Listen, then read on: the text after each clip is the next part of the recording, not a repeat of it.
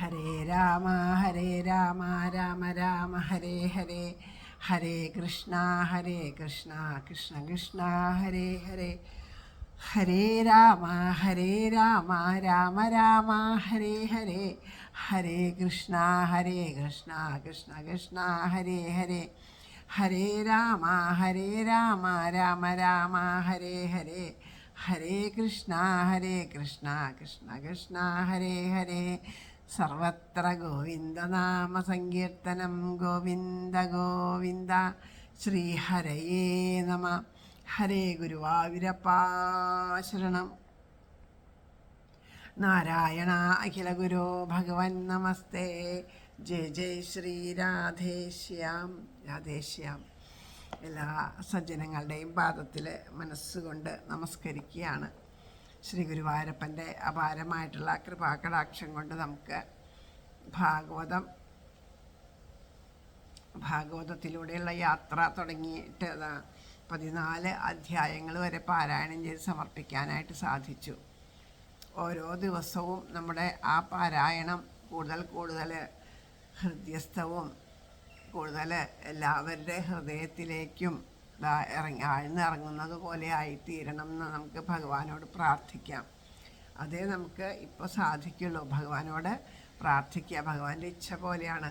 അക്ഷരസ്ഫുടതയോട് കൂടിയിട്ട് തെറ്റുകളൊന്നും വരാതെ കണ്ട് ഇത് പാരായണം ചെയ്ത് സമർപ്പിക്കാൻ സാധിക്കണേ. ഇതിലെ ഓരോന്നും നമുക്ക് ആ ഹൃദയത്തിൽ ഉൾക്കൊണ്ടുകൊണ്ട് പാരായണം ചെയ്യാനും അതിനെപ്പറ്റി അനുസ്മരിക്കാനൊക്കെ സാധിക്കണേ എന്ന് പ്രാർത്ഥിക്കാം.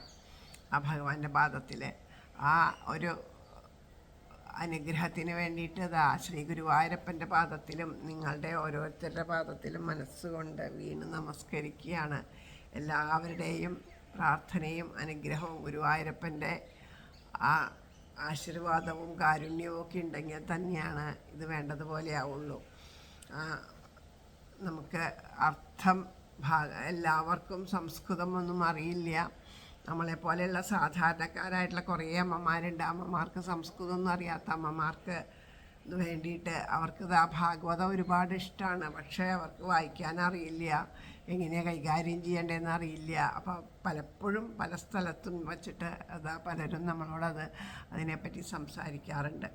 അപ്പോൾ ഇത് ഭഗവാൻ തന്ന ആ ഒരു അവസരമാണ്. നമുക്ക് ആഗ്രഹം തീവ്രമാണെങ്കിൽ ഭഗവാൻ എന്തെങ്കിലും വിധത്തിൽ നമ്മുടെ ആഗ്രഹത്തിന് അനുകൂലമായിട്ടുള്ള സാഹചര്യങ്ങൾ ഉണ്ടാക്കി തരും എന്നുള്ളതിൻ്റെ ഏറ്റവും ഉത്തമമായിട്ടുള്ള തെളിവ് തന്നെയാണ് ഈ അക്കിത്ത ഭാഗവതം നമ്മുടെ കയ്യിൽ കിട്ടിയത്. അപ്പോൾ അക്കിത്ത ഭാഗവതത്തിലെ ശ്ലോകങ്ങളിലൂടെ കടന്നു പോകുമ്പോൾ നമുക്ക് വേണ്ടതുപോലെ അത് മനസ്സിലാക്കാനായിട്ട് സാധിക്കുന്നുണ്ട്. എല്ലാവർക്കും സാധിക്കട്ടെ എന്ന് പ്രാർത്ഥിച്ചുകൊണ്ട് ഇന്നത്തെ പാരായണം ആരംഭിക്കാം.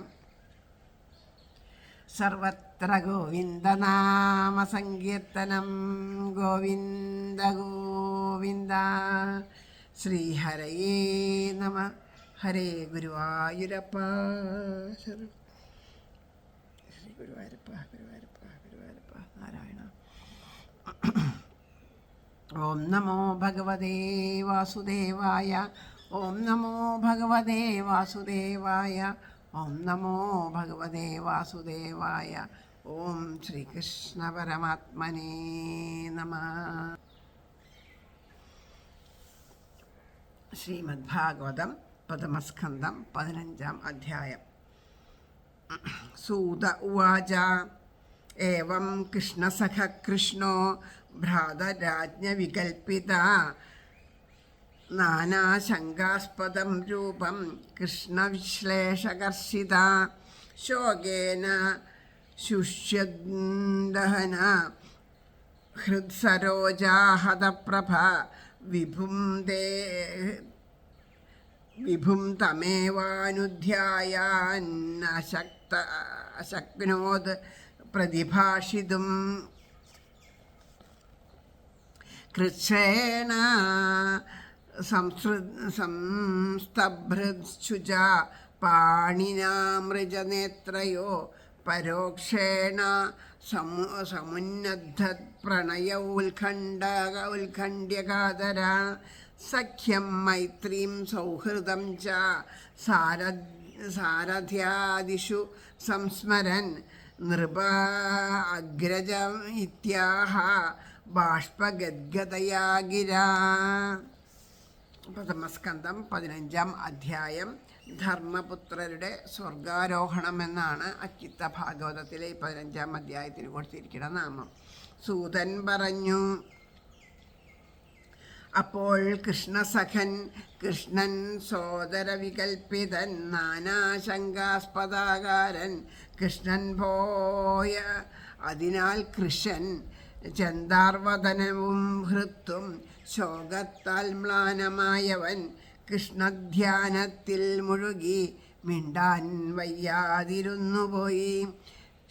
ശോകം ക്ലേശിച്ചടക്കി പാണികളാൽ കണ്ടുടയ്ക്കവേ അദൃശ്യൻ കൃഷ്ണനെ ചൊല്ലി വർദ്ധിത സ്നേഹകാതരൻ സൗഹൃദം മൈത്രി സഖ്യം സാമർഥ്യം സാരഥ്യം സംസ്മരിക്കയാൽ ബാഷ്പഗദ്ഗതപൂർവം തൻ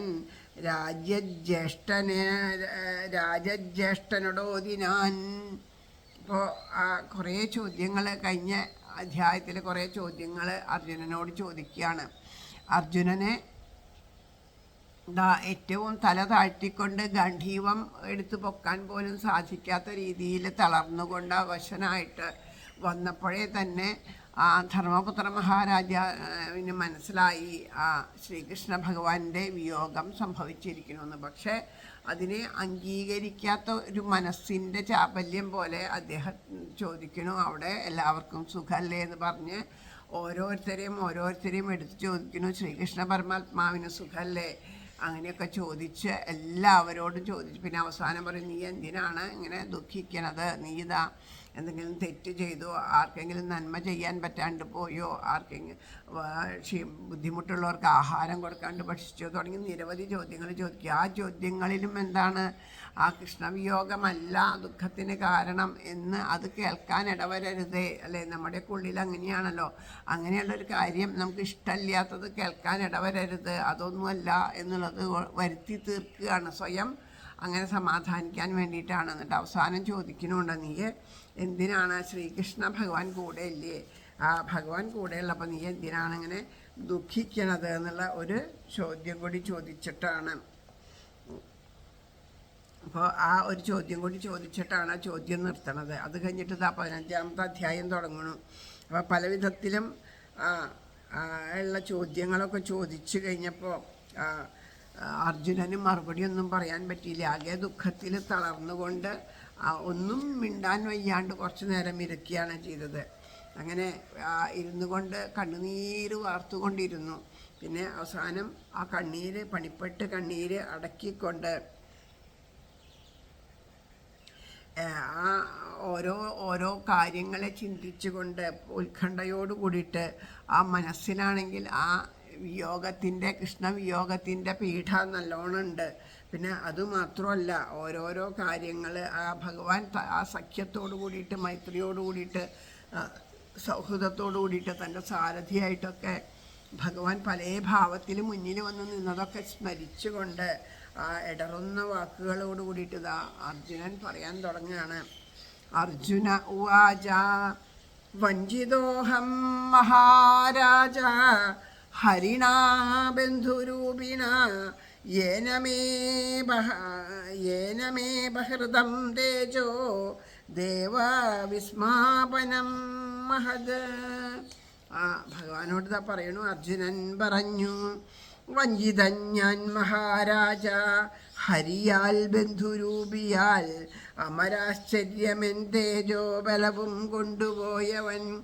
ഭഗവാനെ, ഞാനിതാ ആ ശ്രീകൃഷ്ണ ഭഗവാൻ നമ്മളെയൊക്കെ വഞ്ചിച്ചു.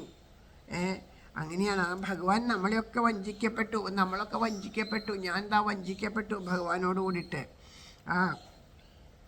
കാരണം ആ ഭഗവാൻ എന്നിലെ ഏതൊരു ശക്തിയാണോ, ഏതൊരു തേജസ്സാണോ എന്നിൽ നിറഞ്ഞു നിന്നത്, ആ തേജസ് അപഹരിക്കപ്പെട്ടു എന്ന് പറഞ്ഞാൽ ആ ഭഗവാൻ എൻ്റെ ആ കൂടെ ഉണ്ട്. ഭഗവാന്റെ എന്താണ് ബാഹ്യമായിട്ടുള്ള ആ ഭാവത്തിലൂടെ ഈശ്വരനെ കൂടെ ഒരു സഖാവായിട്ടും ഒരു ബന്ധുവായിട്ടും ഒരു സാരഥിയൊക്കെ ആയിട്ട് കണ്ടു. ഒരിക്കലും ആ ഉള്ളിൽ ആത്മാവായിട്ടിരിക്കുന്ന അതാണ് ആ സാക്ഷാൽ പരബ്രഹ്മമൂർത്തിയായിട്ട് ആത്മാവായിട്ട് വിളങ്ങുന്നതാണ് കൃഷ്ണന് ഉള്ള ആ ഭാവത്തിൽ കൃഷ്ണനെ കാണാനായിട്ട് സാധിച്ചില്ല അർജുനന്. അതുകൊണ്ട് തന്നെ പുറമേക്കുള്ള ആ രൂപം മറച്ചപ്പെട്ടപ്പോൾ പറഞ്ഞു, ഞാനിതാ വഞ്ചിക്കപ്പെട്ടു, എൻ്റെ എല്ലാ തേജസ്സും അപഹരിച്ചുകൊണ്ട് ആ ശ്രീകൃഷ്ണ ഭഗവാൻ ഇവിടെ നിന്ന് യാത്രയായി എന്ന് പറയുകയാണ്.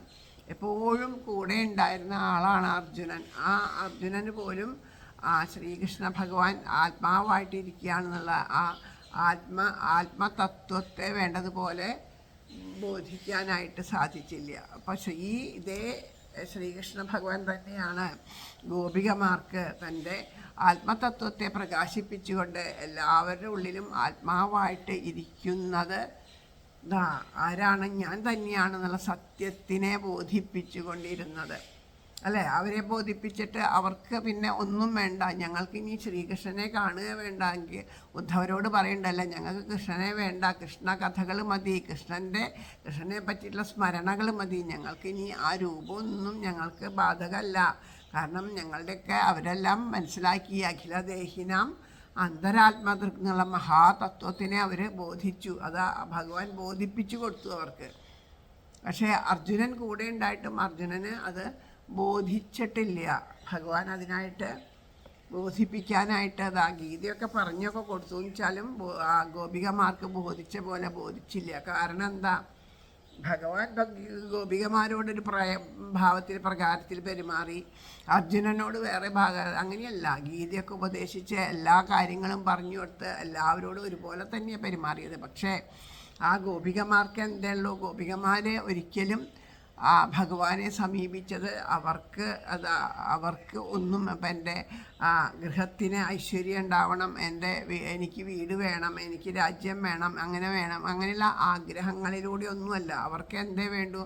ആ ശ്രീകൃഷ്ണ ഭഗവാൻ മാത്രം മതി അവർക്ക്. അതുകൊണ്ട് തന്നെയാണ് അവർ പ്രാർത്ഥിച്ചത്, കാത്യായനി മഹാമായേ മഹായോഗിന്യധീശ്വരി നന്ദഗോപസുതം ദേവി പതിമേ കുരുതേ നമ എന്ന് പ്രാർത്ഥിച്ചത്. എന്തായി? ഞങ്ങൾക്ക് ആ ഭഗവാനെ മാത്രം മതി, ഞങ്ങളുടെ സംരക്ഷകനായിട്ട്. ഞങ്ങൾക്ക് ആ സംരക്ഷ എന്ന് പറഞ്ഞാൽ എന്താ? എങ്ങനെയാണ് രക്ഷിക്കേണ്ടത്? ഒരാളുടെ രക്ഷ എന്ന് പറഞ്ഞാൽ ഇപ്പോൾ മറ്റുള്ളതിൽ നിന്ന് ഇപ്പോൾ നമ്മളെയൊക്കെ ഒരാൾ രക്ഷിക്കുക എന്ന് പറഞ്ഞാൽ മറ്റുള്ള നമ്മളെ ഭയപ്പെടാണ്ട് നമുക്ക് വേണ്ടതുപോലെ എല്ലാം നൽകി ആഹാരങ്ങളും വസ്ത്രങ്ങളൊക്കെ തന്ന് നമുക്ക് വേണ്ടതൊക്കെ ചോദിക്കേണ്ടതൊക്കെ തന്ന് രക്ഷിക്കുക എന്നുള്ളൊരു ഭാവമാണ്. പക്ഷേ ഗോപികമാർക്ക് ആ ഭാവമല്ല. ഗോപികമാർക്ക് എന്താണ്? എപ്പോഴും ആ ഭഗവാനെ കാണുക, എപ്പോഴും ഭഗവാനെ സ്മരിക്കുക, അങ്ങനെ ആത്മാനന്ദത്തിൽ ഇരിക്കാനാണ് അവർക്ക് ആഗ്രഹം. അങ്ങനെ തന്നെ ഭഗവാൻ എപ്പോഴും അവർക്ക് ആനന്ദം ഉണ്ടാവാൻ അതേ വേണ്ടൂ. ആ ആനന്ദത്തിന് നമ്മളും അതിനൊക്കെ വേണ്ടിയിട്ടാണല്ലോ, സന്തോഷമാവാൻ വേണ്ടിയിട്ടാണല്ലോ. ഭഗവാന്റെ അടുത്തേക്ക് നമ്മളെന്താ പറയുക, നമുക്ക് സന്തോഷമായിട്ടിരിക്കാൻ വേണ്ടി ഈശ്വരനെ ആശ്രയിക്കണം. പക്ഷേ നമ്മൾ സന്തോഷത്തിന് നൽകുന്ന തലങ്ങൾ വേറെയാണ്. ധനം ഉണ്ടാവണം, ബന്ധുക്കളുണ്ടാവണം, അവരുടെ കാര്യങ്ങൾ, കുട്ടികൾക്ക് അസുഖം ഉണ്ടാവരുത്, അങ്ങനെ പല തലങ്ങളിൽ നിന്നിട്ടാണ് നമ്മളത് ആലോചിക്കേണ്ടത്. പക്ഷേ ഇത് അങ്ങനെ പല തലത്തിൽ നിന്നിട്ടല്ല. അവർക്ക് ഒന്നേ വേണ്ടൂ, എന്ത്? ആ ശ്രീകൃഷ്ണ ഭഗവാനെ മാത്രം, ആ ഭഗവാനിലെ ആത്മാനന്ദം അനുഭവിക്കുക, എപ്പോഴും ഭഗവാൻ കൂടെ ഉണ്ടെന്നുള്ള സത്യത്തിന് ബോധ്യമാവുക. അത്ര മാത്രമേ ഉള്ളൂ അവർക്ക് ആവശ്യമുണ്ടായിരുന്നുള്ളൂ. ഇവിടെ അർജുനനോട് ഇതൊക്കെ ഉപദേശിച്ചപ്പോഴും അവർക്കൊക്കെ എന്താ? രാജ്യം വേണം, മറ്റുള്ള പലതും ഉണ്ട്. അതുപോലെ ഇത്രയൊക്കെ അനുഭവങ്ങൾ കൂടെ ഉണ്ടായിട്ടും ആ വില്ലാളി വീരനായിട്ടുള്ള അർജുനനാണ് ഞാൻ, എൻ്റെ മഹത്വം കൊണ്ടാണ് ഞാനിതാ, അല്ലേ, ആ യുദ്ധത്തിൽ മഹായുദ്ധത്തിൻ്റെ നടുക്ക് തളർന്ന് ഇരുന്നപ്പോൾ ആ ഗാണ്ഡീവം ഒന്ന് പൊക്കാൻ പോലും സാധിക്കാണ്ട് തളർന്നിരുന്ന ആ അർജുനനെ ഭഗവാൻ തൻ്റെ വാക്കുകളെ കൊണ്ട് പറഞ്ഞ് ഉയർത്തി ശക്തിപ്രാപ്തനാക്കി. അപ്പോൾ വിവേചന ബുദ്ധിയോടുകൂടി ചിന്തിച്ചാൽ ബോധ്യപ്പെട്ടതായിരുന്നു, ഇതൊന്നും എൻ്റെ ശക്തി കൊണ്ടല്ല, ഭഗവാന്റെ കാരുണ്യം കൊണ്ടാണെന്ന് ബോധിക്കാമായിരുന്നു. പക്ഷേ അതിന് ശേഷവും ഭഗവാനോ എത്ര പ്രാവശ്യമല്ലേ ആ ബ്രാഹ്മണൻ്റെ കുട്ടികളുടെ കാര്യം എപ്പോഴും പറഞ്ഞില്ലേ, ഞാൻ വില്ലാളി വീരനായിട്ടുള്ള അർജുനനാണ്, മധ്യമ പാണ്ഡവനായിട്ടുള്ള അർജുനനാണ്, എൻ്റെ കയ്യിൽ ഗാന്ധീവുണ്ട്, എന്നെ തോൽപ്പിക്കാൻ യമന് പോലും സാധിക്കില്ല എന്ന് പറഞ്ഞ് ആ അഹങ്കാരത്തോട് കൂടിയിട്ട് അവിടെ പറയണു. എന്നിട്ടും ആരെ വേണ്ടി വന്നു? അവിടെയും ഭഗവാൻ തന്നെ വേണ്ടി വന്നു. അർജുനൻ്റെ വാക്കിനെ സത്യമാക്കാൻ വേണ്ടിയിട്ട് ഭഗവാന്റെ കാരുണ്യം തന്നെ വേണ്ടി വന്നു. അങ്ങനെ അപ്പോഴും ബോധിക്കണില്ല, ഈ കൂടെ നടക്കുന്ന ആളുടെ മഹത്വം ബോധിക്കണില്ല. അതുകൊണ്ട് തന്നെയാണ് അർജുനന് ഇങ്ങനെ ഒരു തളർച്ചയുണ്ടായത്. കാരണം പുറമേ കണ്ട് വിചാരിച്ചു. നമ്മളുടെ ജീവിതത്തിൻ്റെ കാര്യം തന്നെയാണ് പറയണത്. നമ്മുടെ ബന്ധുക്കളായിട്ട്, അച്ഛനായിട്ട്, അമ്മയായിട്ട്, അല്ലേ, ആരെങ്കിലുമൊക്കെ നമുക്ക് പ്രിയപ്പെട്ടവർ, ഭർത്താവട്ടെ, അച്ഛനാവട്ടെ, അമ്മയാവട്ടെ, ആരെങ്കിലുമൊക്കെ മരിച്ചു പോയി നമ്മളുടെ ഇതിലെങ്ങനെയാണ് നമ്മൾ കരയുക, അയ്യോ എന്നെ വിട്ടിട്ട് പോയില്ലേ, എനിക്കിനി ആരാളേ എന്നുള്ളതാണ്. അപ്പോൾ എൻ്റെ കാര്യങ്ങളൊക്കെ ഞാൻ നോക്കും, എൻ്റെ കാര്യങ്ങൾ എനിക്കിനി ആരാളേ, എന്നെ ആരെ സംരക്ഷിക്കാൻ, അവനവൻ്റെ കാര്യങ്ങൾക്കൊക്കെ എന്തെങ്കിലും വിഷമം വരികയാവോ എന്നുള്ളതാണ് ഏറ്റവും കൂടുതൽ അവിടെയും പ്രാധാന്യം. ഉള്ളിൽ ഉപബോധ മനസ്സിലത് തന്നെയാണ്, അവനവൻ്റെ സുരക്ഷ തന്നെയാണ്. അങ്ങനെയൊക്കെയല്ലേ നമ്മൾ കരയാറുള്ളത്. അപ്പോൾ ആ പുറമേക്ക് കാണുകയാണ്, ആ ജീവന് ശരീരം എടുത്തു വന്നു, ഇത്രയും കാലം നമ്മുടെ കൂടെ ഉണ്ടായി, ആ ശരീരത്തിനെ വിട്ടു പോവാൻ ആ ജീവന് സമയമായി, അത് പോയി. ആ ശരീരം ഉള്ളപ്പോഴും ആ ശരീരം ഇല്ലാത്തപ്പോഴും നമ്മളെ സംരക്ഷിച്ചു കൊണ്ടിരിക്കുന്നത് ആരാണ്? ആ ശരീരത്തിൻ്റെ ഭാവത്തിൽ അതിലൂടെ വന്ന് നമുക്ക് സുഖമായാലും ദുഃഖമായാലും നൽകിക്കൊണ്ടിരുന്നു ആ ജീവൻ. അത് നമ്മുടെ കർമ്മപ്രാരബ്ധം അനുസരിച്ച് വന്നതാണ്. അപ്പോൾ ആ ആത്മാവായിട്ട് നമ്മുടെ ഉള്ളിലിരിക്കുന്ന ഈശ്വരൻ തന്നെയാണ് നമുക്ക് ഏകാശ്രയം എന്നുള്ള ആ ഒരു ബോധം നമ്മുടെ ഉള്ളിലില്ലാത്തത് കൊണ്ടാണ്, അല്ലേ? ഈശ്വരൻ ആ ഏക ആശ്രയമായിട്ടുള്ള ഭഗവാനെ ആശ്രയിക്കാൻ, ആ ഭഗവാനെയാണ് ആശ്രയിക്കേണ്ടതെന്നല്ലാണ്ട് നമ്മളെന്താ ചെയ്യുന്നത്? ഈ ലൗകികമായിട്ടുള്ള നിസ്സാരങ്ങളായിട്ടുള്ള ഓരോരോ കാര്യങ്ങൾക്ക് വേണ്ടിയിട്ട് ആ ഈശ്വരനെ ആശ്രയിച്ചിട്ട് നമ്മൾ അതിന് വേണ്ടിയിട്ടാണ് ഭഗവാനെ ആശ്രയിക്കുന്നത്. സർവാത്മന നമുക്ക് ഈശ്വരനെ ആശ്രയിക്കാൻ പറ്റുന്നില്ല, അല്ലേ? ഭക്തിയാൽ ആദ്രമാം വെണ്ണയാൻ മനം കട്ടൊരുക്കാൻ നീ മടിച്ചു നിന്നീലയോ, കൃഷ്ണ ഹരേ ഹരേ കെട്ടുവന്നെത്തിയ നിൻകൃപയല്ലാതെ മറ്റില്ലൊരാശ്രയം എന്നുള്ള ഈ വരികളാണ് ശരിക്കും പറയുകയാണെങ്കിൽ.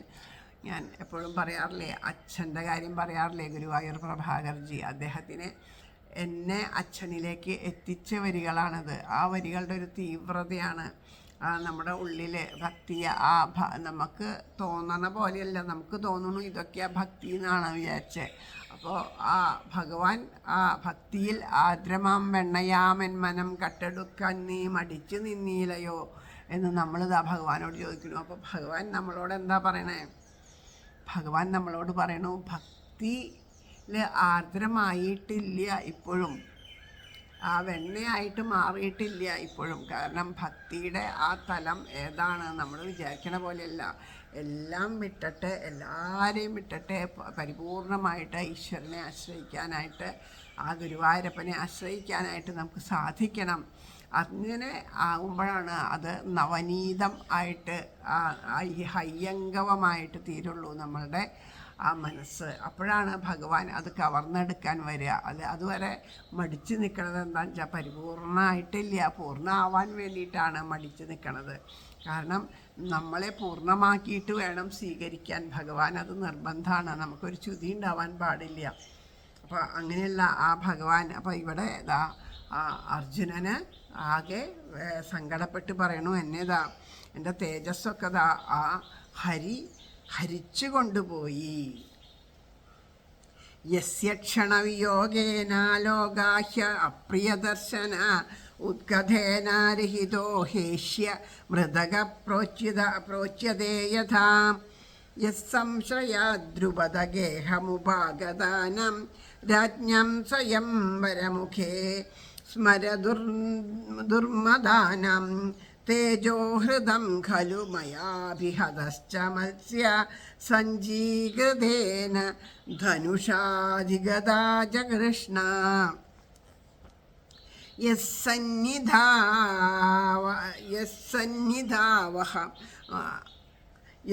യസ്സന്നിധാവം ഹരേ കൃഷ്ണ യസ്സന്നിധാവഹമു ഖണ്ഡവമഗ്നയോധ ഇന്ദ്രം ച സാമരഗണം തരസാ വിജിത്യ ലബ്ധ്വാ സഭാ മയകൃതാത്ഭുതശില്പമായ ദിഗ്ഭ്യോർഹരഹരൻ നൃപതയോ ബലിമധ്വരേതേ യത്തേജസാ നൃപശിരോഘ്രിമഹാ യത്തേജസാ നൃപശിരോഘ്രി മഹന്മഖാർത്തെ ആര്യോനുജൽസ്തവ ഗജായുധ സത്വവീര്യ തേനാഹൃത പ്രഥമനാഥ മഖായ ഭൂപ യന്മോചിത സദനയൻ ബലിമധ്വരേതേ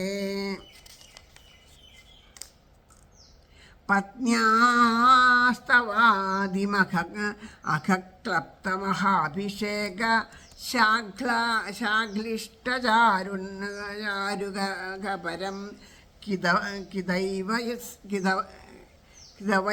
കിതവൈസഭായാം സ്പൃഷ്ടം വിഗീര്യ പതയോ പതിതാശ്രുമുഖ്യ യൈസ്തത് സ്ത്രിയോ കൃത ഹദേശ വിമുക്തകേശ യേനോ ജുഗോപവനമേത്യ ദുരന്തകൃശ്ചാത് ദുർവാസസോരി വിഹിതാദ്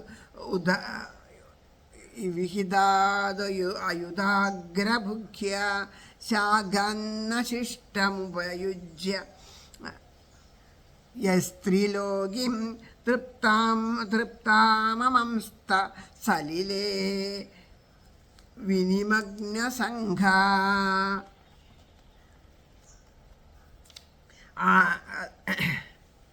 പ്രാണൻ പോയാൽ പ്രേതമായി തീരുന്നു പിതൃതുല്യരും. അതുപോൽ കൃഷ്ണനില്ലാത്ത ലോകമപ്രിയ ദർശനം ആർജിച്ചു ഞാൻ ദ്രുപദഗേഹമണഞ്ഞ കാമത്തർ ദരിദ്ര നൃപർക്കെഴുമാത്മവീര്യം കൃഷ്ണാശ്രയാൽ ഉടനെ വില്ലുകുലച്ചു മത്സ്യം ഖണ്ഡിച്ചു കൃഷ്ണയെ വരിച്ചിതു നിഷ്പ്രയാസം. ഓരോരോ കാര്യങ്ങളെ പറ്റിയിട്ട് ആലോചിക്കുകയാണ്. അത് ശ്രീകൃഷ്ണൻ ഓരോ സമയത്തും ചെയ്തിരുന്ന അനുഗ്രഹങ്ങളെ തിരിച്ചറിയണു. ആ ശ്രീകൃഷ്ണ ഭഗവാന്റെ അഭാവത്തിൽ അർജുനൻ തിരിച്ചറിയാണ്. അപ്പോൾ പണ്ട്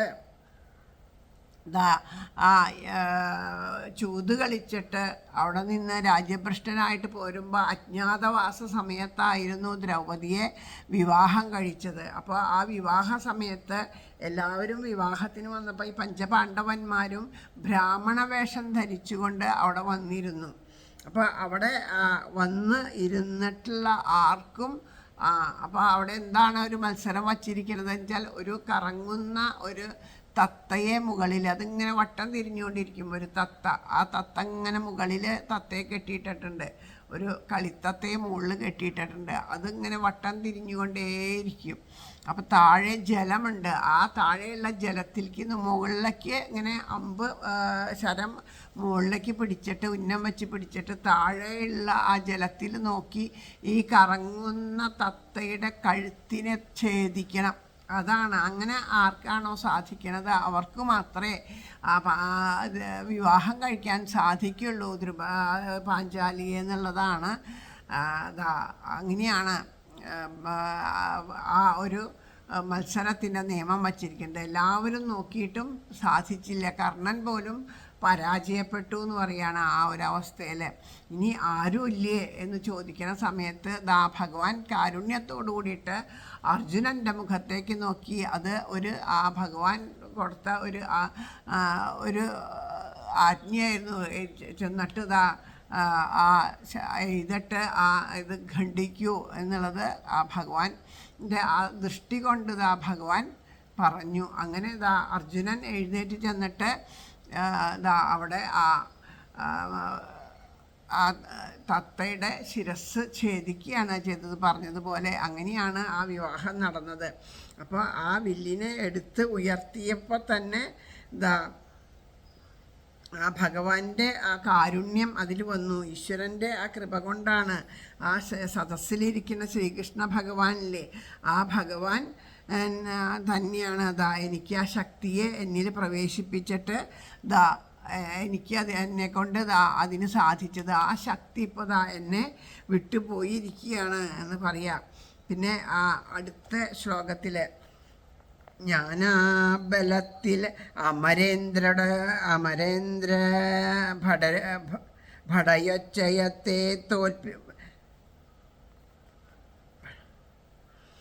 ജ്ഞാനാബലത്തിൽ അമരേന്ദ്ര ഭടോച്ചയത്തെ തോൽപ്പിച്ചു ഗാണ്ഡവവനത്തിനു തീ കൊളുത്തി കിട്ടി നമുക്കു മയനിർമ്മിതമായ മായാസൗധം നിർവാലർ ബലി നൽകി തവാധ്വരത്തിൽ. പിന്നെ അടുത്ത ഒരു ഭാവം പറയാണ്. ആ ശ്രീകൃഷ്ണ ഭഗവാൻ അടുത്തുണ്ടായിരുന്നപ്പോൾ ഓരോ കാരണങ്ങളാണ് ആ ദേവന്മാരോട് യുദ്ധത്തിൽ പോയിട്ട് എൻ്റെ നേർക്ക് യുദ്ധത്തിന് വന്ന എൻ്റെ ആ പിതാവായിട്ടുള്ള ദേവേന്ദ്രനെ കൂടെ പരാക്രമത്തെ പ്രകാശിപ്പിച്ചിട്ട് ജയിച്ചു. എന്നിട്ട് ആ ഗാണ്ഡവത്തെ അഗ്നി ഭഗവാന് ആ ഗാണ്ഡവ വനത്തിന് അഗ്നി ഭഗവാന് ഭക്ഷണമായിട്ട് നൽകി. അപ്പോൾ ആ ഒരു സമയത്ത് അതിൽ നിന്ന് മയനെ രക്ഷിച്ചത് കൊണ്ട് എനിക്ക് അതിൻ്റെ ഉപകാരസ്മരണയ്ക്കായിട്ടാണ് അവിടെ അതിമനോഹരമായിട്ട് എല്ലാവരെയും മോഹിക്കുന്നതായിട്ടുള്ള ആ ഒരു കൊട്ടാരം പണിത് തന്നതൊക്കെ. അപ്പോൾ അങ്ങനെയുള്ള ആ ഒരു ഭഗവാൻ കൂടെ ഉണ്ടായത് കൊണ്ടാണ് എനിക്കിതിനൊക്കെ സാധിച്ചത്. ശ്രീകൃഷ്ണ ഭഗവാൻ എപ്പോഴും എൻ്റെ കൂടെ ഉണ്ടായിരുന്നു. ആ ഭഗവാന്റെ അനുഗ്രഹത്താലാണ് എനിക്കിതൊക്കെ സാധിച്ചത്. അപ്പോൾ ഈ ഭഗവാൻ ഇപ്പോൾ എന്നെ വിട്ടുപോയി. ആദ്യമൊക്കെ എന്താ വിചാരിച്ചിരുന്നത്, അർജുനൻ എൻ്റെ കഴിവ് കൊണ്ടാണ്, ഞാൻ വില്ലാളി വീരനായതുകൊണ്ടാണ്. ഇപ്പം മനസ്സിലായി ആ കഴിവൊക്കെ ആ ഭഗവാൻ കൂടെയുള്ളത് കൊണ്ട് മാത്രമാണ്. ഭഗവാൻ ഇല്ലെങ്കിൽ ഒന്നിനും സാധിക്കില്ല എന്നുള്ള തിരിച്ചറിവ് ആ അർജുനൻ്റെ പ്രതീകങ്ങളാണ് നമ്മളെല്ലാവരും. നമ്മൾ ഓരോന്ന് ചെയ്യുമ്പോഴും ഞാൻ ചെയ്യണു, ഞാൻ പറയണു, ഞാൻ അങ്ങനെ, ഞാനിങ്ങനെ എന്ന് പറയണു. പക്ഷേ ആ ഭഗവാന്റെ ആ ഭാവമാണെങ്കിൽ ആ സത്ത് അല്ലേ, നമുക്കതിൻ്റെ അറിയാം. നമ്മുടെ ഏതെങ്കിലും ഒരു ഒരു ശരീരത്തിൻ്റെ നിറഞ്ഞു നിൽക്കുന്ന ചൈതന്യം ഏതെങ്കിലും ഒരു ശരീരത്തിൻ്റെ ഏതെങ്കിലും ഒരു സ്ഥലത്തെ ഏതെങ്കിലും ഒരു കയ്യിനോ കാലിനോ ഏതെങ്കിലും ഒരു ഭാഗത്തു നിന്നൊന്ന് മാറി നിന്നാൽ അവിടെ ജഡമായി അല്ലേ. അതുകൊണ്ട് അങ്ങനെയൊക്കെയാണ് നമ്മൾ പറയല്, ഒരു ഭാഗം തളർന്നു പോയി. ഭഗവാൻ നമുക്ക് കാണിച്ചു തരുന്നു. എന്തുകൊണ്ട് നിൻ്റെ കഴിവുകൊണ്ടാണെങ്കിൽ നീ ഇപ്പോഴും ആ കൈ ഉയർത്തണ്ടേ, കാലുയർത്തണ്ടേ, എന്തുകൊണ്ട് നിനക്കത് സാധിക്കണില്ല എന്ന് ഭഗവാൻ നമുക്ക് കാണിച്ചു തരുന്നു. അത് ഭഗവാനുള്ളത് കൊണ്ട് മാത്രമാണ്. നമ്മുടെ ശരീരത്തിൽ നിറഞ്ഞു നിൽക്കുന്ന ആ ഒരു പരമാത്മാ ചൈതന്യം ആ ശരീരത്തിൻ്റെ ഏതെങ്കിലും ഒരു ഭാഗത്തിൽ നിന്ന് വിട്ടു പോയാൽ അവിടെ നിർജീവമായിട്ട് പോവുകയാണ് ചെയ്യണത്. അത് ഭഗവാൻ നമുക്ക് കാണിച്ചു തരികയാണ്. പിന്നെ അടുത്ത ശ്ലോകത്തിൽ പറയണു,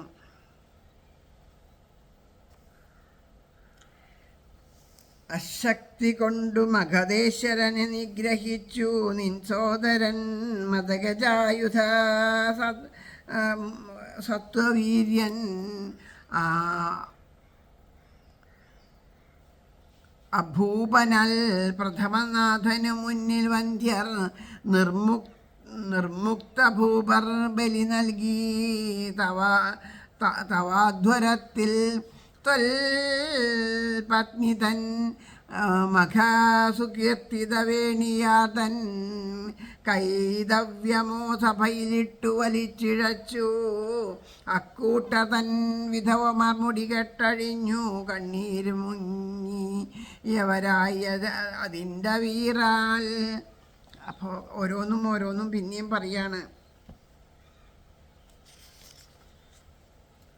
ആ 10,000 ആനകൾക്ക് സമമായിട്ടുള്ള ആ വീര്യമുള്ളവനായിട്ടുള്ള ആ ഭീമസേനൻ രാജസൂയം നടത്താൻ വേണ്ടിയിട്ട് രാജാക്കന്മാരുടെയൊക്കെ കൽക്കൽ നമസ്കരിച്ചുകൊണ്ട് എന്തിനു ചെയ്തു?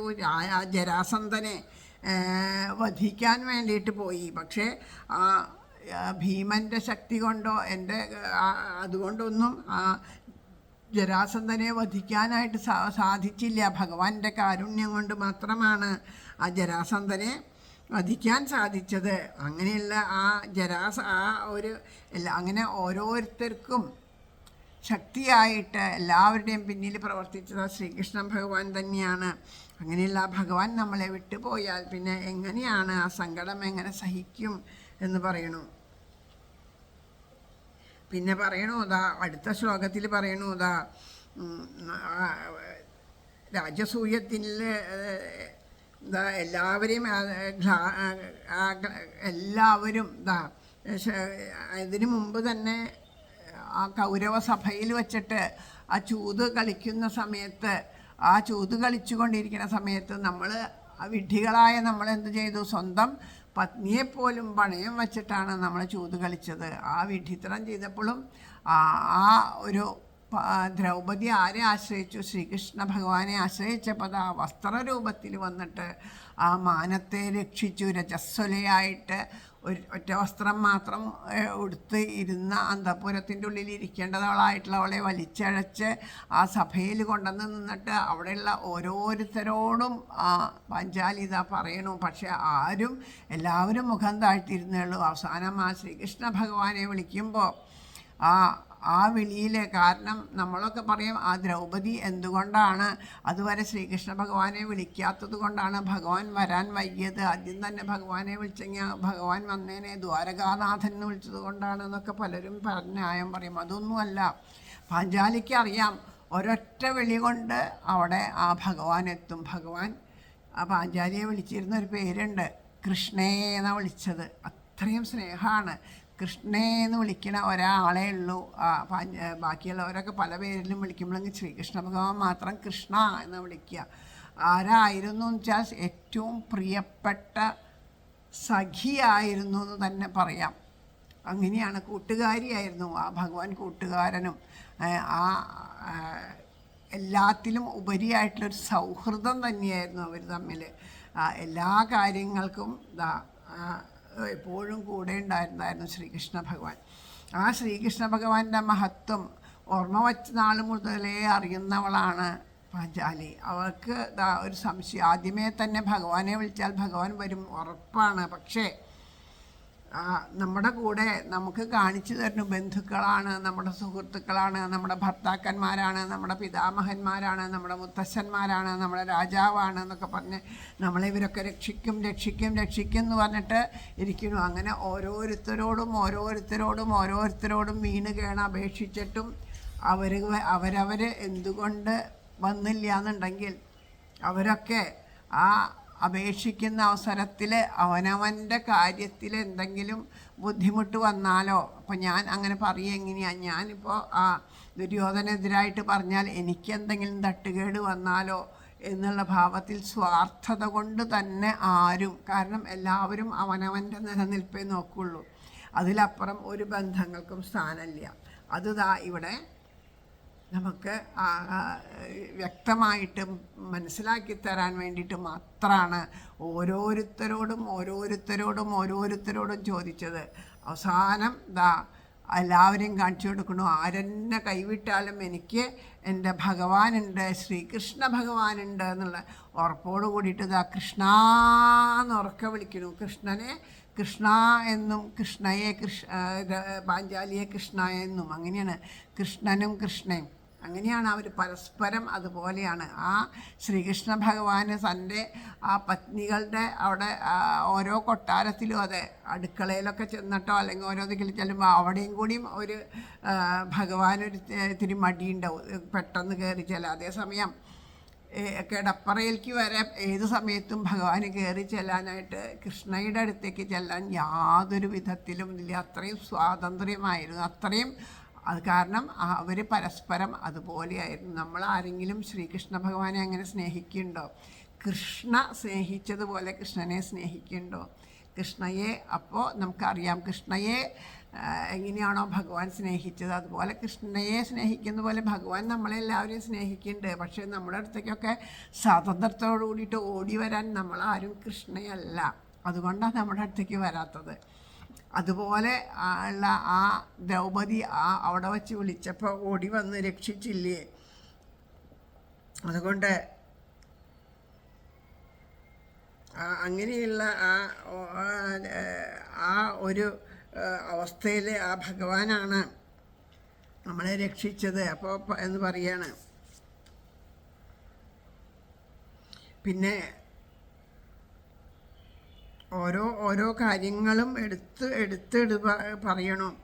ആ രാജസൂയ മഹാഭിഷേകത്തിൽ വച്ചിട്ട് ആ തലമുടിയൊക്കെ അഴിച്ചിട്ടിട്ട് നിൽക്കേണ്ട ഒരു അവസ്ഥ വരികയുണ്ടായി. ആർക്ക്? ഈ ദ്രൗപദിക്ക് മുടിയൊക്കെ അഴിച്ച് അന്ന് ആ സുന്ദരിയായിട്ട് വിളങ്ങിയെന്ന ആ ദ്രൗപദിക്ക് തൻ്റെ തലമുടിയൊക്കെ അഴിച്ചിടേണ്ട ഒരവസ്ഥ വന്നു. ഈ ഒരു ഇവിടെ രാജസൂയത്തിലല്ല, ഇവിടെ ഈ ചൂത് കളിക്കുമ്പോൾ ആ സഭയിൽ വച്ചിട്ട്.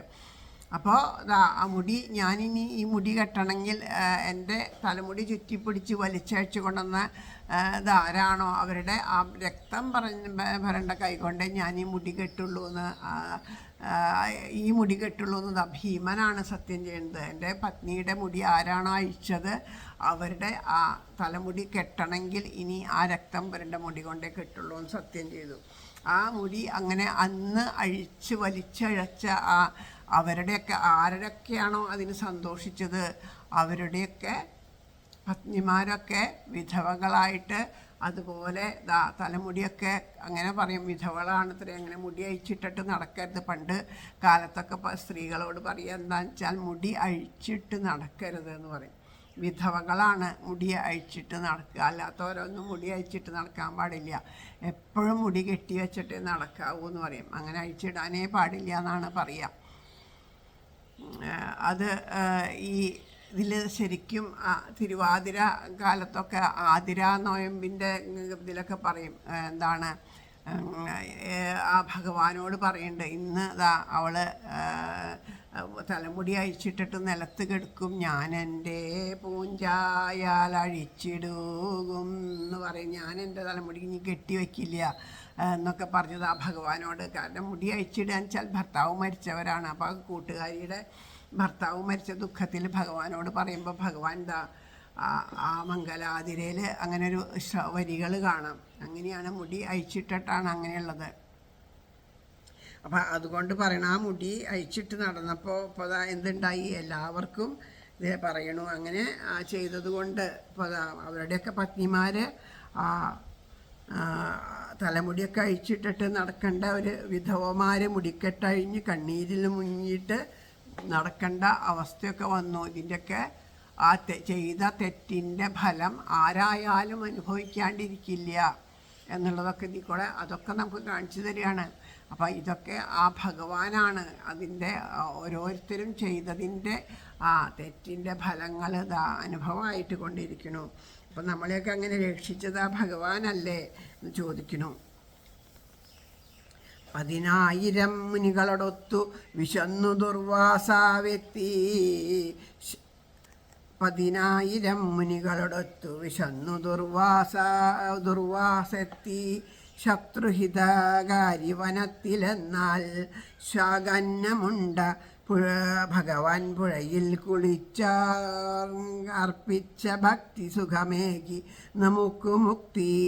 പിന്നെ അടുത്ത രംഗം ഓർമ്മിക്കുന്നു. ഒരു ദിവസം ഇവർ വനവാസം ചെയ്യുന്നുണ്ടെന്ന് അറിഞ്ഞിട്ട് വനവാസത്തിലുണ്ട്. അപ്പോൾ അങ്ങനെ ഇത്രയും 12 വർഷം വനവാസം, 2 വർഷം അജ്ഞാതവാസം, അങ്ങനെ 14 വർഷത്തിലേക്കൊക്കെയാണ് വിട്ടിരുന്നത്. അപ്പോൾ ഈ വനവാസം നടത്തുന്ന സമയത്ത് ഇവർക്ക് ശാപം ഉണ്ടാവാൻ വേണ്ടിയിട്ട്, അവരെ ശപിക്കാൻ വേണ്ടിയിട്ട് കൽപ്പിച്ചാക്കിയിട്ട് ദുർവാസാവിനോട് ഒരിക്കലും ദുര്യോധനൻ വന്നിട്ട് ദുർവാസാവിൻ്റെ മഹർഷിയെ ക്ഷണിച്ചു കൊണ്ടുവന്ന് സ്വീകരിച്ച് ആഹാരമൊക്കെ കൊടുത്ത് നമസ്കരിക്കും. അപ്പോൾ അതിലൊക്കെ സംതൃപ്തി വന്നപ്പോൾ പറയണു, ഈ ആഹാരമൊന്നും, കാരണം ദുർവാസാവിനോടാണ് പറയണത്, അതും ആലോചിക്കണം കേട്ടോ. ദുർവാസാവ് മഹർഷി എന്ന് പറഞ്ഞാൽ ദുർവ എന്ന് വെച്ചിട്ടുണ്ടെങ്കിൽ എന്താണ്? ദുർവ എന്ന് പറഞ്ഞാൽ ഈ കറുകയുണ്ടല്ലോ, അതാണ്, അതിൻ്റെ നീരാണ് ദുർവാസ. ആ നീര് മാത്രം കുടിച്ച് ജീവിക്കുന്ന ആളാണ് ദുർവാസാവ് മഹർഷി. അപ്പോൾ ഏതൊരു ഭക്ഷണം കഴിച്ചാലും അതിന് സമമായിട്ടാണ് അദ്ദേഹം അതിനെ കൽപ്പിക്കുള്ളൂ, അല്ലാണ്ട് വേറെ ഒന്നുമില്ല. അദ്ദേഹത്തിന് ആഹാരങ്ങളോടൊന്നും ആർത്തിയില്ല, വിരക്തി വന്നവനാണ് അദ്ദേഹം. എപ്പോഴും അതെ. പക്ഷേ ആരെങ്കിലും ആഹാരം കൊടുത്ത് അതിനെ നിരസിക്കില്ല. അപ്പോഴും അദ്ദേഹത്തിൻ്റെ സങ്കല്പത്തിൽ അത് ദുർവയുടെ നീര് കുടിക്കണ അതേ ഇതോടുകൂടി പോലെ തന്നെ കഴിക്കുള്ളൂ. അങ്ങനെയുള്ള ദുർവാസാവിനോട് പറയും ദുര്യോധനൻ പറയുന്നത് എന്താ വെച്ചാൽ, അവിടെ പാഞ്ചാലിക്ക് അതിമനോഹരമായിട്ടുള്ള ഒരു അനുഗ്രഹം കിട്ടിയിട്ടുണ്ട്. സൂര്യൻ ഒരു അക്ഷയപാത്രം നൽകിയിട്ടുണ്ട്. അതിൽ നിന്ന് അവിടെ സ്വർഗത്തിൽ എങ്ങനെയാണോ ലഭിക്കണേ അതിന് അമൃതസമാനമായിട്ടുള്ള ഭക്ഷണ പദാർത്ഥങ്ങൾ ലഭിക്കും. അപ്പോൾ അങ്ങ് പോയി അത് അങ്ങേക്ക് അത് കഴിക്കാനായിട്ട് ഭാഗ്യം ഉണ്ടാവട്ടെ, അങ്ങ് പൊക്കോളൂ എന്ന് പറയും. പക്ഷേ പോണ സമയത്ത് മധ്യാഹ്നത്തിന് ശേഷം മാത്രമേ പോവാവൂ എന്ന് പ്രത്യേകം പറഞ്ഞ് അങ്ങോട്ട് വിടുകയാണ് ചെയ്യണത്. അപ്പോൾ ഇവിടെ എങ്ങനെയാണ്, ആ പാഞ്ചാലിക്ക് അക്ഷയപാത്രം കിട്ടിയിട്ടുണ്ട്. ആ അക്ഷയപാത്രത്തിൽ നിന്ന് പറഞ്ഞതൊക്കെ ശരിയാണ്. സ്വർഗസമാനമായിട്ടുള്ള അമൃതസമാനമായിട്ടുള്ള വിഭവങ്ങളാണ് അത്രയും രുചിയോട് കൂടിയിട്ട് വരിക. പക്ഷേ ആരൊക്കെയാണോ ആഹാരം കഴിക്കേണ്ടത് അവർക്കൊക്കെ ആഹാരം കൊടുത്തു കഴിഞ്ഞാൽ ആ മധ്യാഹ്നത്തിന് ശേഷം എല്ലാവരെയും ഭക്ഷണം കഴിഞ്ഞാൽ പാഞ്ചാലി ഭക്ഷണം കഴിക്കും. അതിന് ശേഷം പിന്നെ അതിൽ ആഹാരം അങ്ങനെ ഉണ്ടാവില്ല. അതാണ് അതിൻ്റെ ആ പാത്രത്തിൻ്റെ ഒരു പ്രത്യേകത. അത് ആരൊക്കെയോ പറഞ്ഞു കേട്ട് ദുര്യോധനനെ അറിയാം. അപ്പോൾ അത് ആ മധ്യാഹ്നത്തിന് ശേഷം ആഹാരം കഴിക്കുന്ന സമയത്തിന് ശേഷം ചെന്നാൽ ദുർവാസാവ് ഇവരൊക്കെ ശപിക്കും എന്നുള്ള ഭാവത്തിലാണ് പറഞ്ഞേക്കുന്നത്. പക്ഷേ ഋഷീശ്വരനല്ലേ, ത്രികാലജ്ഞാനിയല്ലേ, അദ്ദേഹത്തിന് എല്ലാം അറിയാം. പക്ഷേ ഭഗവാന്റെ മഹത്വത്തിനെ മനസ്സിലാക്കി കൊടുക്കാൻ വേണ്ടി അദ്ദേഹം അതിന് വഴങ്ങിയതുപോലെ ഒരു ദിവസം മധ്യാഹ്നത്തിന് ശേഷം തൻ്റെ 10,000 ശിഷ്യന്മാരോട് കൂടിയിട്ട്, അല്ലെങ്കിൽ അദ്ദേഹത്തിനോട് പറഞ്ഞാൽ അദ്ദേഹത്തിന് തന്നെ പോയാൽ മതി, എന്തിനാ അത്രയധികം ശിഷ്യന്മാരെ കൊണ്ടുപോകണേ. അപ്പോൾ ആ ശിഷ്യന്മാരോട് കൂടിയിട്ട് അവരുടെ അജ്ഞാതവാസം നടക്കുന്ന അവരുടെ ആ ഗൃഹത്തിൻ്റെ മുന്നിലെത്തി. ധർമ്മപുത്ര മഹാരാജാവ് വേഗം ചെന്ന് സ്വീകരിച്ച് കഴിഞ്ഞിട്ട് അദ്ദേഹത്തിനോട് പറഞ്ഞു, ആഹാരമൊക്കെ ഇവിടെ ശരിയാക്കാം, അങ്ങ് ഭക്ഷണം കഴിച്ചിട്ടേ പോവാളുള്ളൂ, ഞങ്ങളുടെ ഭിക്ഷ സ്വീകരിക്കണം എന്ന് പറയും. ഭിക്ഷ സ്വീകരിക്കാൻ സന്തോഷമേ ഉള്ളൂ. അപ്പോൾ അദ്ദേഹം ഒരിക്കലും ചിന്തിക്കണില്ല, കാരണം അദ്ദേഹത്തിന് അതിഥി സൽക്കാരത്തിലാണ് ശ്രദ്ധ. അപ്പോൾ അടുക്കളയിലുണ്ടോ ഇല്ലേ ദ്രൗപദിയുടെ ഊണ് കഴിഞ്ഞതൊന്നും അദ്ദേഹം ശ്രദ്ധിക്കണില്ല. അപ്പം ദുർവാസാവ് മഹർഷി പറഞ്ഞു, ശരി ആവട്ടെ, ഭിക്ഷ ഞാൻ സ്വീകരിക്കാം, അതിനു മുമ്പ് എനിക്ക് സ്നാനം ചെയ്യണം എന്ന് പറയണു. അങ്ങനെ അവർ സ്നാനം ചെയ്യാനായിട്ട് പോയി. അങ്ങനെ സ്നാനം ചെയ്യാൻ പോയ സമയത്ത് പാഞ്ചാലി ആകെ വിഷമിച്ചു. പാഞ്ചാലിക്ക് പക്ഷേ എന്ത് സങ്കടം വന്നാലും പാഞ്ചാലിക്ക് ഒന്ന് മാത്രമേ ഉള്ളൂ. എന്താ ഉള്ളൂ? പാഞ്ചാലി അപ്പം വിളിക്കും, കൃഷ്ണന്നൊരൊറ്റ വിളിയാണ് വിളിക്കണേ, വേറെ ഒന്നുമില്ല. ആ വിളിച്ചാൽ വിളിപ്പുറത്താണ് ഭഗവാൻ പാഞ്ചാലിക്ക്. അപ്പം കൃഷ്ണ എന്ന് വിളിച്ച് തീരുന്നേക്കാളും മുമ്പ് അവിടുന്ന് ഇങ്ങനെ വിളി അകലേന്ന് കേൾക്കാം, കൃഷ്ണേന്ന് വിളിച്ചിട്ട് വേഗം വന്നോണം വന്ന് മുന്നിലിരിക്കണവരൊന്നും നോക്കാണ്ട് നേരെ അടുക്കളയിലേക്കാണ് പോണേ. എവിടെയാ കൃഷ്ണ എവിടെയെന്ന് ചോദിച്ചിട്ടാണ് പോണത്. അടുക്കളയിൽ ചെന്ന് കഴിഞ്ഞിട്ടല്ല, എനിക്ക് വിശന്നിട്ട് വയ്യ, അവിടെ ഇപ്പം എന്താ ഉള്ളത്, എനിക്ക് സഹിക്കാൻ പറ്റണില്ല, വിശപ്പ് കേട്ടോ, എന്താ ഉള്ളത് വെച്ചാൽ തരുമെന്ന് പറഞ്ഞു. അപ്പോൾ പറഞ്ഞു, അങ്ങും ഇങ്ങനെ തുടങ്ങിയാലെങ്ങനെയാണ്, എന്താ കൃഷ്ണയെ പറയണേ, ഇങ്ങനെ തുടങ്ങണു, വിശന്ന ആഹാരം തരണ്ടേ, നിൻ്റെ അടുത്തല്ലേ എനിക്ക് ഇങ്ങനെ വന്ന് ചോദിക്കാൻ പറ്റുള്ളൂ. ഇതുപോലെ ഞാനിതാ എൻ്റെ ഭാര്യാഗൃഹങ്ങളിൽ പോലും എനിക്ക് ചെന്ന് ഇത്ര സ്വാതന്ത്ര്യത്തോട് ചോദിക്കാൻ പറ്റില്ല, എവിടെയാണ് എന്ന് പറഞ്ഞു. അപ്പോൾ അക്ഷയപാത്രം കഴുകി കമത്തി വച്ചിരിക്കുകയാണ്. ആകെ കൂടി സങ്കടത്തോട് കൂടിയിട്ട് നിൽക്കുമ്പോൾ ആ പാത്രം ശ്രീകൃഷ്ണ ഭഗവാൻ വേഗം ചെന്ന് ആ പാത്രം എടുത്ത് നിവർത്തുമ്പോൾ അതിൻ്റെ ഉള്ളിലൊരു ചീര ഇലയുടെ തുണ്ട് കാണുന്നു. അത് വേഗം എടുത്ത് കഴിച്ചപ്പോൾ ഒന്നും മിണ്ടാണ്ട് തൊഴുതു നിൽക്കുകയാണ് കൃഷ്ണയ്ക്കറിയാം, ദ്രൗപദിക്ക് അറിയാം ഇത് അനുഗ്രഹിക്കാനുള്ള ഓരോ ഉപായങ്ങളാണെന്നറിയാം. അതുകൊണ്ട് തന്നെ തൊഴുതു നിൽക്കണു.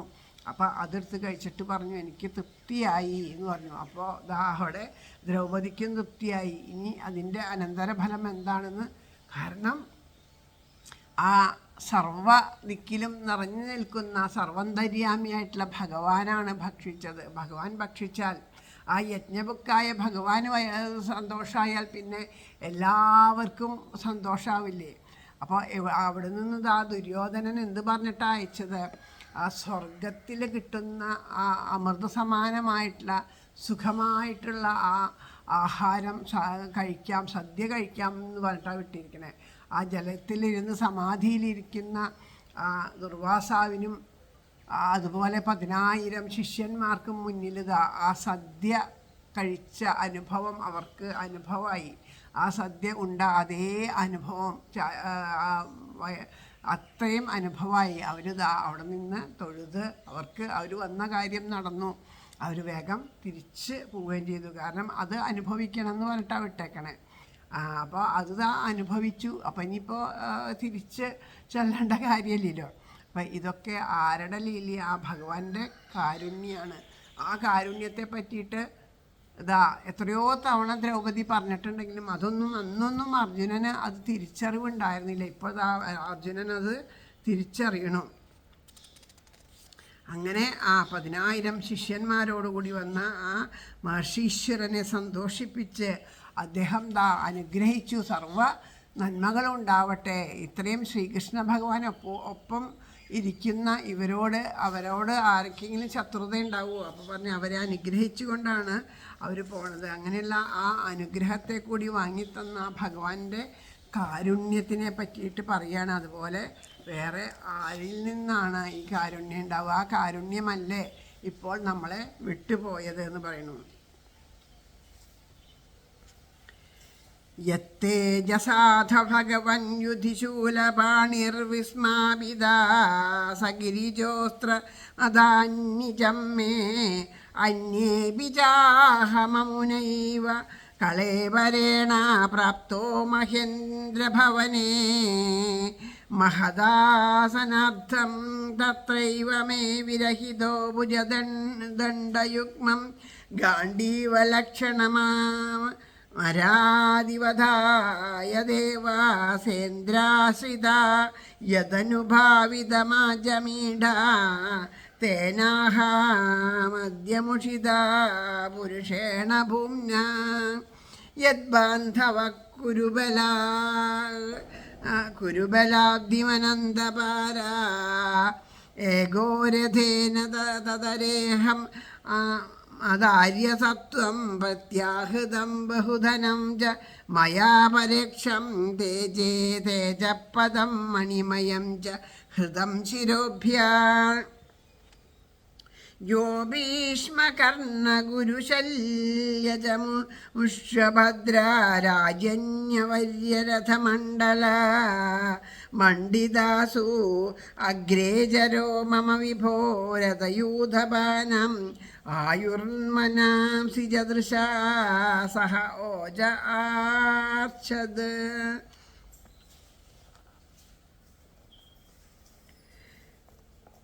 എന്നാവഹത്തിൽ ഹരിതന്തുണ കണ്ടറിഞ്ഞു എനിക്കുമയൊടൊത്ത ഹരൻ നിജാസ്ത്രം വെന്നു മഹേന്ദ്രപുരി ഞാനുടലോടെ ഇന്ദ്രൻ തന്നാസനാർദ്ധപതിയായി ഉപവിഷ്ടനായി അസ്വർഗഭൂവിൽ വിരഹിക്ക ഹരിപ്രസാദകണ്ഠീവശോഭി ബലശാലീവൻ്റെ കൈകൾ ഇന്ദ്രാദികൾ കരിവധത്തിനു പോന്നു രാജൻ നിന്നാകിലോ പരമപൂരുഷ വഞ്ചിതൻ ഞാൻ അത്യന്ത ദുസ്തര ഗുരുപ്പടയം മഹാബ്ദി ഒറ്റയ്ക്കു തേരിലവനന്നു കിടന്നതോർപ്പൻ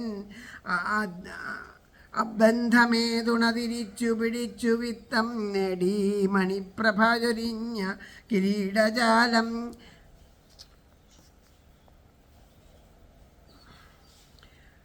പറയണു. യാതൊരുവൻ്റെ തേജസ് കൊണ്ടാണോ ആ ശൂലായുധത്തെ ധരിച്ചിട്ടുള്ള ആ ഭഗവാന്റെ മഹാപരമശിവനോട് യുദ്ധം ചെയ്തിട്ട് ആ പരാക്രമത്തെ കണ്ടുകൊണ്ട് പരമേശ്വരരോട് കൂടിയിട്ട് ആ മഹാദേവൻ പ്രത്യക്ഷം നൽകിയിട്ട് അനുഗ്രഹിച്ചത് അല്ലേ. ആ വേടനും വേടത്തിയായിട്ടാണ് കാട്ടിലൂടെ സഞ്ചരിക്കണു ആരെ പരമേശ്വരനും ആ മഹാദേവിയും കൂടിയിട്ട് ശ്രീപാർവതിയും കൂടിയിട്ട് വേടവേഷത്തിൽ സഞ്ചരിക്കുകയാണ്. അപ്പോൾ ആ വേടവേഷത്തിൽ സഞ്ചരിക്കുമ്പോൾ അർജുനൻ്റെ തപസ് കാണുകയാണ്. അപ്പോൾ ആ അർജുനനെ അനുഗ്രഹിക്കണം എന്നുള്ള ഭാവത്തോട് കൂടിയിട്ട് തന്നെ പക്ഷെ കുറച്ച് ഒരു അഹംബുദ്ധിയെ ഇല്ലാണ്ടാക്കണം എന്നുള്ളൊരു ഭാവത്തോട് കൂടിയിട്ട് വേടൻ്റെ ഭാവത്തിൽ തന്നെ മഹാദേവൻ അർജുനൻ്റെ മുമ്പിലെത്തിയ തപസ്സിന് വിഘ്നം വരുത്തുമ്പോൾ അവിടെ അതിഘോരമായിട്ടുള്ളൊരു യുദ്ധം ആര് തമ്മിൽ നടക്കണു? അർജുനനും മഹാദേവനും തമ്മിൽ. മഹാദേവനാന്ന് അറിഞ്ഞുകൊണ്ടല്ലേ, ഏതോ ഒരു വേടൻ വേടത്തി എന്നുള്ള ഭാവത്തിലാണ്.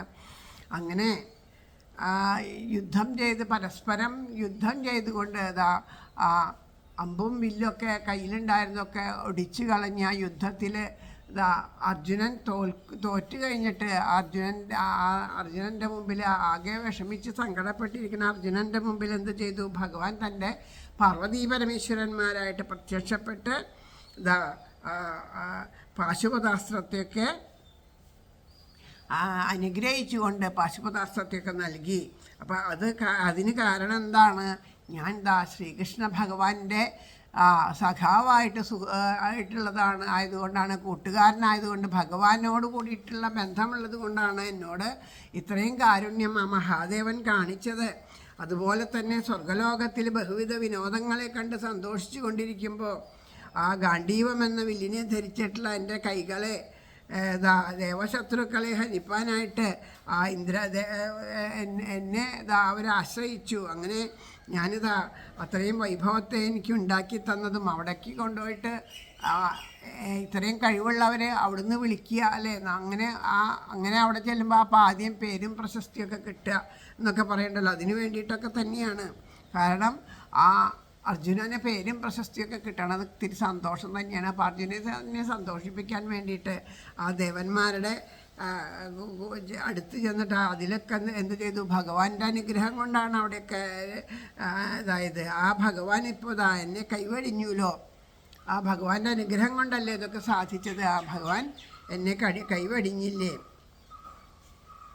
അതുപോലെ ആ വിരാട രാജാവിൻ്റെ പശുക്കളെ ശത്രുക്കൾ അപഹരിച്ചപ്പോൾ ശ്രീകൃഷ്ണൻ എന്നോട് കൂടിയിട്ട് പോയി എല്ലാവരും ആക്രമിക്കാൻ തുടങ്ങി. ആ ഭീഷ്മദ്രോണാദി മഹാരഥന്മാർ അതിക്രമിക്കാൻ തുടങ്ങിയിട്ടുള്ള ബലത്തോട് കൂടിയിട്ട് അവരുടെ അടുത്തൊക്കെ യുദ്ധം ചെയ്യണ സമയത്ത്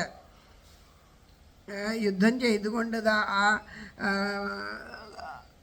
പശുക്കളെയൊക്കെ വീണ്ടെടുത്തു. ആ സമയത്ത് ആ എല്ലാവരെയും മോഹനാസ്ത്ര പ്രയോഗത്താൽ മോഹിപ്പിച്ച് വീഴ്ത്തിയ ശേഷം ആ പശുക്കളെയൊക്കെ വീണ്ടെടുത്തിട്ട് അവരുടെയൊക്കെ ആ ശിരസ്സുകളിലുണ്ടായിരുന്ന ആ കിരീടങ്ങളെയൊക്കെ അപഹരിച്ചു. അപ്പം അങ്ങനെ ശ്രീകൃഷ്ണ ഭഗവാൻ എന്ത് ചെയ്തു?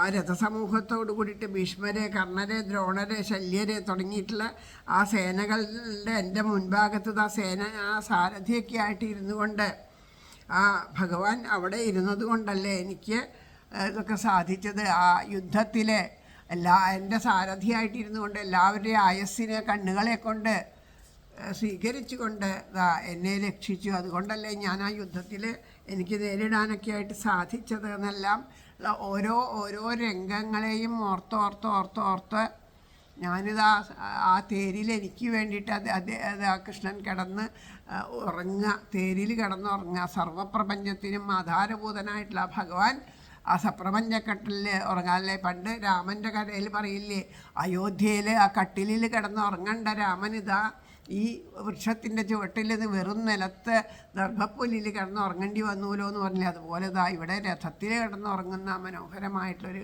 കൃഷ്ണൻ്റെ ഒരു ചിത്രം. അങ്ങനെയുള്ള ഇതൊക്കെ ആർക്ക് വേണ്ടിയിട്ടാണ്? എന്നോടുള്ള സ്നേഹം കൊണ്ട് എനിക്ക് വേണ്ടി ഭഗവാൻ അങ്ങനെ എൻ്റെ കൂടെ ഉണ്ടായത് കൊണ്ടാണ് എൻ്റെ ഓരോ വിജയവും എൻ്റെ ഓരോ ചലനവും എന്നെല്ലാം തിരിച്ചറിഞ്ഞുകൊണ്ട് അർജുനൻ വിലപിക്കുകയാണ്.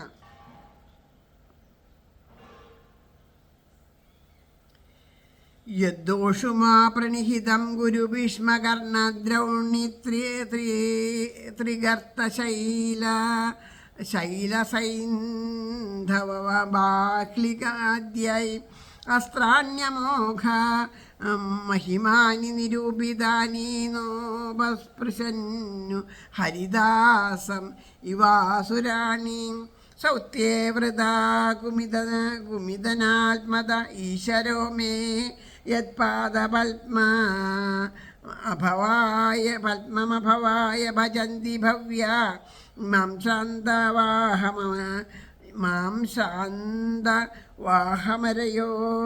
രഥിനോ ഭുവിഷ്ടം പ്രാഹര അന്യതനുഭാവ നിരസ്തചിത്ത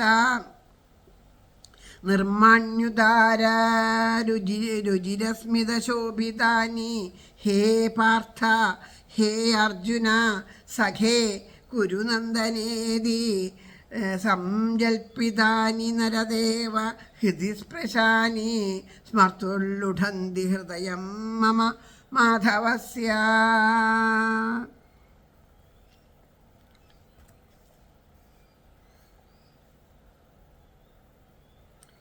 അക്കൈകൾ രക്ഷയരുളി ഗുരു ഭീഷ്മകർണദ്രൗണി ത്രികർത്തശൈല സൈന്ധവ ബാഹ്ലികന്മാർ എന്നേർക്ക് വിട്ട കണയെന്നിലും ഏശിയില്ല പ്രഹ്ലാദനെ തതനുജർതൻ കണയെന്ന പോലെ ശത്രുക്കൾ തൻ്റേരിൽ ഇവനോ ഭുവി അശ്വഖിന്നൻ ആരന്നു ശത്രുഹൃദയം ബലഹീനമാക്കി ആദൻ പദം പണിയുഭവ്യജഗന്യന്താവാദിവ്യനെ കുമതി ജ്ഞാനിക സൂതനാക്കി. ഇപ്പോഴാണ് ആ ബോധമൊക്കെ ഉണ്ടാവണത്. പറയണു അതാ ഓരോ കാര്യത്തിലും പറയുമ്പോൾ എണ്ണി പറയണ ദ്രോണര്, ഭീഷ്മര്, കർണൻ, അശ്വത്ഥാമാവ് അങ്ങനെയുള്ള തുടങ്ങിയിട്ട് ഉള്ള എല്ലാവരും കൂടിയിട്ട് ആ വീരപുരുഷന്മാർ പ്രയോഗിച്ചിട്ടുള്ള ആ അസ്ത്രങ്ങളൊന്നും എൻ്റെ ശരീരത്തിൽ എത്തിയില്ല. എങ്ങനെയാണ് ഹിരണ്യകശിപു പ്രയോഗിച്ച അസ്ത്രങ്ങൾ നരസിംഹമൂർത്തിയുടെ ദാസനായ പ്രഹ്ലാദൻ്റെ നേർക്ക് ഫലിക്കാണ്ടിരുന്നത്, അതുപോലെ അവരുടെ അസ്ത്രങ്ങളൊന്നും എൻ്റെ ശരീരത്തിലേക്ക് എത്തിയില്ല. അങ്ങനെ എന്നെ സംരക്ഷിച്ചത് എൻ്റെ മുമ്പിൽ സാരഥിയായിട്ടിരുന്നിട്ടൊക്കെ അതൊക്കെ ഏറ്റുവാങ്ങിക്കൊണ്ട് എന്നെ ആ ശ്രീകൃഷ്ണ ഭഗവാൻ സംരക്ഷിച്ചു.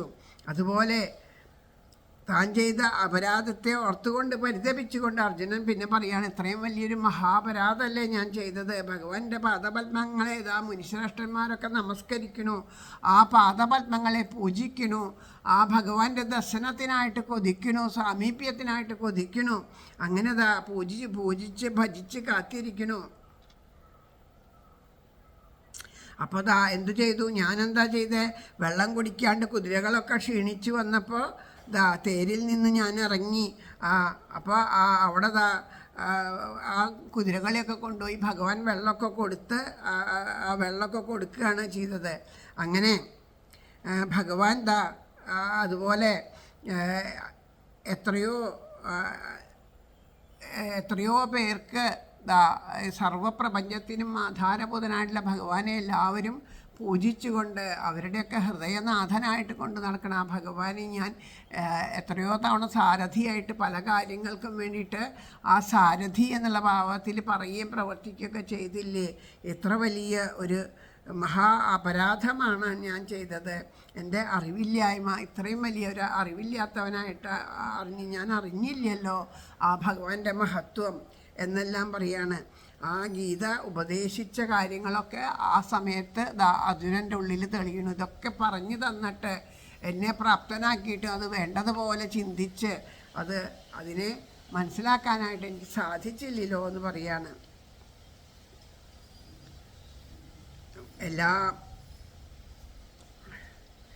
എന്തെല്ലാമോ ഭാവങ്ങൾ, അതായത് ശരിക്കും പറയാണ്, ഉള്ളിലുള്ള ഓരോരോ ഭാവങ്ങളെ എടുത്തിട്ട് പറയുകയാണ്. ഹേ പാർത്ഥ എന്നിട്ടോ ഭഗവാൻ ഇതൊക്കെ ആയിട്ടും എന്നെ ഹേ പാർത്ഥ, ഹേ അർജുന, കൂട്ടുകാര, കുരുനന്ദന എന്നൊക്കെയുള്ള വാക്കുകളെ കൊണ്ട് എൻ്റെ ഹൃദയത്തിനെ ആ മധുരമായ വാക്കുകളെ കൊണ്ട് മയക്കിയിട്ട് ആ ഓരോരോ മധുരമായിട്ടുള്ള ആലാപനങ്ങളോട് കൂടിയിട്ട്, മധുരമായിട്ടുള്ള വാക്കുകളോട് കൂടിയിട്ട്, മധുരമായിട്ടുള്ള മന്ദസ്മിതത്തോടു കൂടിയിട്ട് എന്നെ മയക്കിക്കൊണ്ട് ആ മഹത്വത്തെ മനസ്സിലാക്കാൻ എനിക്ക് അവസരം നൽകാണ്ട് എന്നെ സ്നേഹിച്ച് എൻ്റെ അത്രയും ഓരോ നിമിഷവും ഭഗവാനെ ഞാൻ അറിഞ്ഞില്ലെങ്കിലും ഭഗവാൻ ഓരോ നിമിഷവും ഞാൻ ഭഗവാനെ പൂജിച്ചില്ലെങ്കിലും, ഞാൻ ഭഗവാനെ അറിഞ്ഞില്ലെങ്കിലും, അറിഞ്ഞ് സേവിച്ചില്ലെങ്കിലും കൂടി ശരി, എൻ്റെ അടുത്ത് വന്നിട്ട് എന്നെ അത്രയും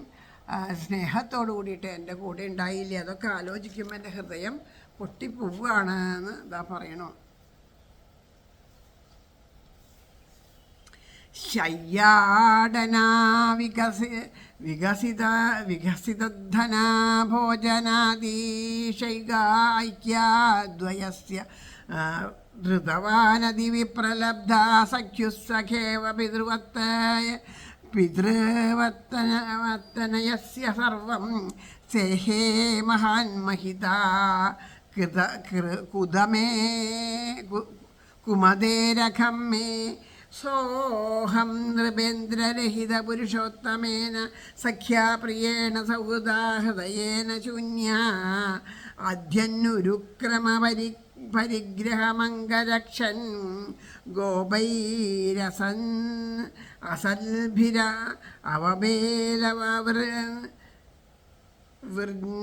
വിനർജിതോസ്മി തദ്വൈതനുസ്ത ഇഷവസരഥോ ഹയാസ്തേ സോഹം രഥീ നൃപതയോ യഥ ആമനന്തി സർവം ക്ഷണേന തദഭൂതസതീശരക്തം ഭസ്മൻ ഹുതം കുഹഗരാധ ഇവോപ്തമുഷ്യാം രാജം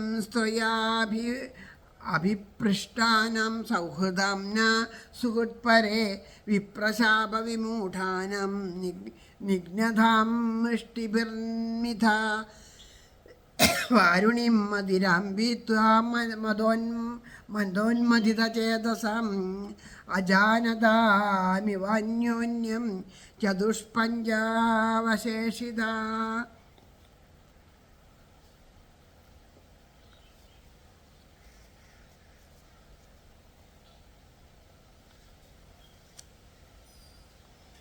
ഹേ പാർത്ഥ, ഹേ അർജുന, സഖേ ഗുരുനന്ദനേതി സങ്കൽപ്പിതങ്ങൾ നരദേവ ഹൃദിസ്പൃശങ്ങൾ നർമ്മങ്ങൾ രാഗരുചിരസ്മിത ശോഭനങ്ങൾ ഓർക്കുമ്പോഴെൻകരൽ മതിപ്പതു മാധവോക്തി ഊണിൽ തമാശയിൽ നടപ്പിലിരിപ്പിൽ വിശ്രമത്തിൽ പറഞ്ഞു ഹരിയഞ്ഞൊടു സത്യവാൻ നീ തോഴർ തനയന്നു പിതാവുമെന്നെ പോലെ എൻ്റെ തെറ്റിനു മഹാമതി മാപ്പു തന്നു പറയാണ്. ഇത് കിടപ്പിലും ഇരിപ്പിലും നടത്തത്തിലും മേനി പറച്ചലിലും ഭക്ഷണത്തിലൊക്കെ എപ്പോഴും കൂടെ ഉണ്ടായിട്ട് കൂട്ടുകാരാ, നീ നല്ലതാണ് എന്നൊക്കെ പറഞ്ഞ് നീ എത്ര നല്ലവനാണ്, നീ എത്ര നല്ല ചങ്ങാതിയാണെന്നൊക്കെ പറഞ്ഞ് എന്നെ ഇങ്ങനെ പറയണു. അപ്പോൾ ആ ഒരു പല വിധത്തിലും എന്നെ ഇങ്ങനെ അതുപോലെ തന്നെ ചിലപ്പോൾ എന്താ പറയണതെന്ന് വെച്ചറിയോ, നീ എത്രയും സത്യവാനാണ്, നീ നല്ല എന്തെങ്കിലും ഒരു ചെറിയ ഒരു ഇത് വന്നിട്ടുണ്ടെങ്കിൽ നീ വലിയ സത്യവാനാണ് കേട്ടോ എന്ന് നമ്മൾ പറയില്ലേ, കളവൊക്കെ പറഞ്ഞു കഴിഞ്ഞാൽ വലിയ സത്യസന്ധനാണല്ലോ എന്ന് ചോദിക്കില്ല. അതുപോലെ തമാശയ്ക്ക് ഭഗവാനും പറയൂത്രേ ആ സത്യസന്ധനാണ് എന്നൊക്കെ പറഞ്ഞ് ഇങ്ങനെ പിന്നെ എന്ത് അപരാധം ചെയ്താലും ആ അപരാധമൊന്നും ശ്രീകൃഷ്ണ ഭഗവാൻ കണക്കിലെടുക്കില്ല. നന്മകളെ മാത്രം കണ്ട് അതിനെ പ്രോത്സാഹിപ്പിക്കുകയാണ്. ഒരു പുത്രൻ്റെ കുറ്റത്തെ പിതാവെന്ന പോലെ ആ ഭഗവാന്റെ മഹാത്മ്യം നിമിത്തം എൻ്റെ എത്രയോ അഹങ്കാരമാകുന്ന ഏറ്റവും വലിയ തെറ്റെന്താ അഹങ്കാരമാണ്. ഞാൻ അർജുനൻ എന്നുള്ള ഭാവത്തിൽ പല തെറ്റുകളും ചെയ്തു. അത് ചെയ്തപ്പോഴൊക്കെ ഭഗവാൻ എന്നെ സ്നേഹിച്ചിട്ടേ ഉള്ളൂ, സംരക്ഷിച്ചിട്ടേ ഉള്ളൂ. ആ ഭഗവാന്റെ കാരുണ്യം അത്രയാണ്. എൻ്റെ സ്നേഹിതനും പ്രിയനും സുഹൃത്തുമായിട്ടുള്ള പുരുഷോത്തമനെ പിരിഞ്ഞിട്ട് ഞാൻ ഹൃദയത്തോട് വേറിട്ടവനെ പോലെ ആയിട്ട് അങ്ങ് ശങ്കിച്ച വിധം ഞാൻ പരാജിതനായി. കാരണം ഭഗവാൻ എന്നെ വിട്ടുപോയി, ഞാൻ പരാജയപ്പെട്ടു പോയി. എങ്ങനെയാണെന്നറിയോ? ആ ഭഗവാൻ ആ സുധാമം വിട്ടുപോയപ്പോൾ ഭാര്യമാരായിട്ട് 10,000 പേര് സ്ത്രീകളെ സംരക്ഷിച്ചുകൊണ്ട് വരുമ്പോൾ ആ മാർഗമധ്യത്തിൽ വച്ചിട്ട് നീചന്മാർ ഒരു സ്ത്രീയെ എന്നെ പോലെ അവരെല്ലാവരും ഒരു സ്ത്രീയെ തോൽപ്പിക്കണ പോലെ എന്നെ തോൽപ്പിച്ച് കളഞ്ഞു എന്ന് പറയാണ്. ഹരേ കൃഷ്ണ. 20. ഞാൻ നൃപേന്ദ്ര പുരുഷോത്തമനും സഖാവും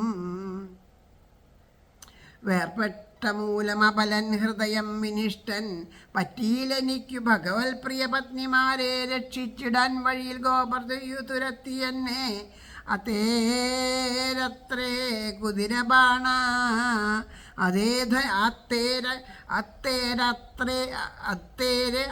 കുതിര ബാണം അതേ ധനുസ് ഞാൻ നരേന്ദ്രൻ അധസാരഥിയാം മനുഷ്യൻ എന്നെ പിരിഞ്ഞു ഹരിനിഷ്ഫലമെൻ്റെ ഹോമം ഭസ്മത്തിലായി മരുവിലായി മമാവിത്തിറക്കൽ. അപ്പം പറയാണ്, ഞാൻ അവിടെ നിന്ന് 16,008 പത്നിമാരെ രക്ഷിച്ചു കൊണ്ടുവരണമെന്ന് ഭഗവാൻ എന്നോട് പറഞ്ഞിട്ടുണ്ടായിരുന്നു. ഭഗവാന്റെ സ്വധാമ ഗമനത്തിന് ശേഷം അങ്ങനെ രക്ഷിച്ചു കൊണ്ടുവരുമ്പോൾ അവർ എന്നെ സ്ത്രീയെ തോൽപ്പിക്കുന്നത് പോലെ എന്നെ നിസ്സാരമായിട്ട് തോൽപ്പിച്ചിട്ട് അവരെയൊക്കെ കൊണ്ടുപോയി. എനിക്ക് അവരെ രക്ഷിക്കാനായിട്ട് സാധിച്ചില്ല. ഏതെല്ലാം ഈ എല്ലാ രാജാക്കന്മാരും നമസ്കരിച്ച് വണങ്ങിക്കൊണ്ടിരിക്കുന്ന അതേ ഞാനാണ്, അതേ അർജുനൻ. എല്ലാത്തിനും എല്ലാ യുദ്ധങ്ങളിലും ജയിക്കാനായിട്ട് എന്നെ സഹായിച്ച അതേ വില്ല്, അതേ ബാണങ്ങൾ, അതേ രഥം, അതേ കുതിരകൾ, അങ്ങനെ എല്ലാം അതുതന്നെയാണ്. പക്ഷേ ഇതൊക്കെ ഭഗവാൻ ഇല്ലാണ്ടായപ്പോൾ ഭസ്മത്തിൽ ഹോമിച്ച പോലെയായി. തീയിൽ ഹോമിക്കണതിന് പകരം ഭസ്മത്തിൽ ഹോമിച്ച പോലെയായി. അത് ആ നീചന് കൊടുത്ത ദാനം പോലെയും ഉഷരമായിട്ടുള്ള ഭൂമിയിൽ, അതായത് വിതച്ചാലും മുളയ്ക്കാത്ത ഭൂമിയിൽ വിതച്ച വിത്ത് പോലെയും യാതൊരു ഗുണമില്ലാത്തവനായിട്ട് ഞാൻ പ്രകാശിച്ചു എന്ന് പറയാം. രാജാവേ, താങ്കൾ ചോദിച്ച സുഹൃത്പുര നിവാസികൾ വിപ്രശാപ വിമൂഢന്മാർ ദൃഷ്ടിയുദ്ധവിധേയരായി വാരുണീ മദ്യപാനത്താൽ മതോന്മത്ത മനസ്കരായി അറിയാത്തവരായി 4-5 ആളുകൾ ബാക്കിയായി. അപ്പോൾ പറയണു, ഇനി അവരൊക്കെ എവിടെയാണെന്ന് ചോദിച്ചുല്ലോ. എല്ലാവർക്കും സുഖാണോ എന്ന് ചോദിച്ചില്ലേ? അത് അവരൊക്കെ എങ്ങനെയാണെന്ന് വെച്ചാൽ ബ്രാഹ്മണ ശാപം വന്നു പെട്ടു. ആ ബ്രാഹ്മണ ശാപത്തെ പറ്റിയിട്ട് ഇനി തുടർന്നുള്ള ഭാഗത്തിൽ പറയും. ജാമ്പവതീസുതനായിട്ടുള്ള ആ സാമ്പന് നിമിത്തമായിട്ടൊരു ബ്രാഹ്മണ ശാപം ഏർപ്പെട്ടത് കൊണ്ട് അതിൻ്റെ പരിണിത ഫലമായിട്ട് പരസ്പരം തമ്മിത്തല്ല് കൂടിയിട്ട് മദ്യവും. കാരണം ഭഗവാന്റെ മക്കളും ബന്ധുക്കളാണ് പറയുന്നത്. അപ്പോൾ കുലം നന്നായാലും നമ്മൾ വന്ന ആ പരമ്പര നന്നായാലും നമ്മളുടെ പ്രവൃത്തിയും കാര്യങ്ങളൊന്നും നന്നായില്ലെങ്കിൽ നാശം തന്നെയാണ് ഫലം. ഏതായാലും അവർ പരസ്പരം അന്യോന്യം കലഹിച്ചുകൊണ്ട് അടിച്ചും വെട്ടിയും കുത്തിയും തമ്മിൽ തല്ലി നശിച്ചു. അങ്ങനെ 3-4-5 പേര് മാത്രമേ അതിൽ അവശേഷിക്കണവരുള്ളൂ എന്ന് പറയാം. പ്രായേണൈതാൻ ഭഗവത ഈശ്വരസ്യ വിജേഷ്ടിതം മിഥോ നിഘ്നന്തി ഭൂതാനി ഭാവയന്തി ജയന്മിഥ ജലൗകസം ജലേ യദ്വന്മഹാന്തോ ദന്ത്യണീയസ ദുർബലാൻ ബലിനോ രാജൻ മഹന്തോ ബലിനോ മിഥ ഏവം ബലിഷ്ടൈരദ്യുഭിർ മഹദ്ബിരിധരാൻ വിഭോ യദുഭിരന്യോന്യം പൂപാരം സംജഹാരഃ ദേശകാലാർത്ഥയുക്താനി ഉപശമാനി ച ഹരന്തി സ്മരദച്ചിത്തം ഗോവിന്ദാഭിഹിതാനി മേ. सूत उवाच एवं चिन्तयतो जिष्णो कृष्णपादा सरोरुहं सौहार्देनाधिगाढेन शान्तसीद्विमिलामदीं അനുദ്യാന പരീഭൃങ്കിതരം ഹത ഭക്ത്യാ നിർമഥിതാശേഷ കാഷായാധിഷ്ണോർജുന ഗീതം ഭാഗവതം ജ്ഞാനം യത്തത് സംഗ്രാമമോധനി കാലകർമ്മ തമോരുദ്ധം പുനരധ്യാഗാമദ്വിഭൂ.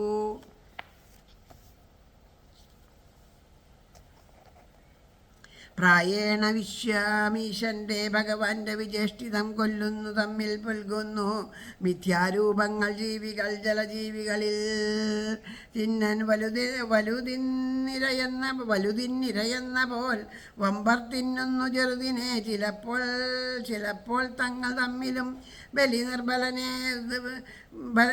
നിർബലനെ കൊന്നു തിന്നും പടിയതുക്കളെ കലഹിച്ചു ഭൂഭാരം ശമിപ്പിച്ചിടിനൻ വിഭൂദേശകാലാർത്ഥയുക്തങ്ങൾ മനസ്താപശമങ്ങളും ഹരിതൻ വാക്കിതോർത്തപ്പോൾ ചിത്തം വിവശമാണുമേ. സൂതൻ പറഞ്ഞു, സൗഹൃദമാർന്നേവം കൃഷ്ണപാദ സരോരുഹം ധ്യാനിക്കവേ ജിഷ്ണുവിൻ്റെ മനം വിമല ശാന്തമായി. കൃഷ്ണപാദങ്ങളിൽ തീവ്ര ധ്യാനവർദ്ധിത ഭക്തിയാൽ മറ്റു ചിന്തകളപ്പാടെ നീക്കിനാൻ ഉടൻ അർജുനൻ യുദ്ധക്കളത്തിൽ ഭഗവാൻ ഉപദേശിച്ചതോർക്കവേ കാലകർമ്മതമോരുദ്ധ ജ്ഞാനം പ്രാപിച്ചു പിന്നെയും. അപ്പം അങ്ങനെ പറയണു, ആ ജനങ്ങളെ അന്യോന്യം കലഹിച്ച് നശിക്കുന്നതും സ്നേഹിക്കുന്നതും സുഖത്തോട് കൂടിയിട്ട് ഇരിക്കുന്നതും ലോകത്തെ സൃഷ്ടിച്ച് സംരക്ഷിക്കുന്ന ആ ഭഗവാന്റെ ലീല തന്നെയാണ്. അപ്പം അതുകൊണ്ട് ജലത്തിൽ വസിക്കുന്ന ജന്തുക്കളിൽ വലിയ മീനുകൾ ചെറിയ മീനുകളെയൊക്കെ പിടിച്ച് തിന്നണത് പോലെ ബലം അധികമുള്ളവർ ബലം കുറഞ്ഞവരെയൊക്കെ ദ്രോഹിക്കുന്ന പോലെ അന്യോന്യം കലഹിക്കണം തമ്മിൽ തല്ലി നശിക്കുന്നതൊക്കെ പോലെ ലോക സ്വഭാവമാണ് ഇതൊക്കെ. വിശേഷബുദ്ധിയില്ലാത്ത ജലജന്തുക്കളുടെ സ്വഭാവം നാശകാലം അടുത്തു വരുമ്പോൾ മനുഷ്യരിലും കാണപ്പെടുന്നത് സാധാരണ തന്നെയാണ്. അതുകൊണ്ട് ശ്രീകൃഷ്ണ ഭഗവാൻ ബലവാന്മാരായ യാദവന്മാരെ കൊണ്ട് ആ ദുർബലന്മാരെയും യാദവന്മാരെയും പരസ്പരം തമ്മിൽ അടുപ്പിച്ച് സംഹരിച്ചുകൊണ്ട് ആ ഭൂമിയുടെ ഭാരത്തെ തീർക്കുകയാണ് ചെയ്തത്.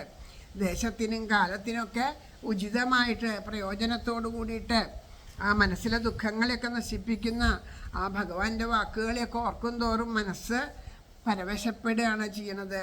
ഇനി ഒന്നും പറയാനായിട്ട് എനിക്ക് ശക്തിയില്ല എന്ന് പറഞ്ഞുകൊണ്ട് അർജുനൻ തൻ്റെ വാക്കുകളെ അവിടെ ഉപസംഹരിച്ചു. അപ്പോൾ സൂതൻ പറയണു, ഇങ്ങനെ ആ ശ്രീകൃഷ്ണൻ്റെ ഭക്തിയോട് കൂടിയിട്ട് ഭഗവത്പാദങ്ങളെ മാത്രം സ്മരിച്ചുകൊണ്ട് പരിതപിച്ച അർജുനൻ്റെ ബുദ്ധിയിൽ എന്തു ചെയ്തു? ആനന്ദരസം വർദ്ധിച്ചിട്ട് അവിടെ വിരക്തി വന്നു. ഭഗവാനെ പറ്റി പറഞ്ഞ് ഭഗവാൻ കൂടെ ഉള്ളപ്പോൾ അനുഭവിക്കാത്ത ആത്മാനന്ദത്തിനെ അർജുനനപ്പോൾ അനുഭവിക്കാനായിട്ട് സാധിച്ചു എന്ന് പറയുക. അങ്ങനെ ഭഗവാന്റെ പാദകമലങ്ങളെ നിരന്തരം ചിന്തിച്ചുകൊണ്ട് ആ വർദ്ധിച്ചു വരുന്ന ഭക്തിയോട് കൂടിയിട്ട് എല്ലാ കാമക്രോധാദി ദോഷങ്ങളൊക്കെ നിശേഷം നശിക്കപ്പെട്ടു പറഞ്ഞതൊക്കെ കൊണ്ട് വിരക്തി കൊണ്ട് നിർമ്മലമായ ബുദ്ധിയോട് കൂടിയിട്ട് യുദ്ധഭൂമിയിൽ വെച്ചിട്ട് ശ്രീകൃഷ്ണൻ ഉപദേശിച്ച ആ ഭഗവത്ഗീതയെ അപ്പോഴാണ് ഉള്ളിൽ നിറഞ്ഞിട്ട് അതിനെ ഉൾക്കൊള്ളാനായിട്ട് സാധിച്ചത്. അങ്ങനെ കാലത്താലും കർമ്മത്താലും മോഹത്താലും മറയ്ക്കപ്പെടുന്നതായിട്ടുള്ള ആ ജ്ഞാനത്തെ വീണ്ടും അനുഭവിക്കാനായിട്ട് അർജുനന് സാധിച്ചു എന്ന് പറയാം. വിശോകോ ബ്രഹ്മസമ്പത്യാ സംഛിന്നദ്വൈത സംശയാലീന പ്രകൃതി നിർഗണ്യാദ്യ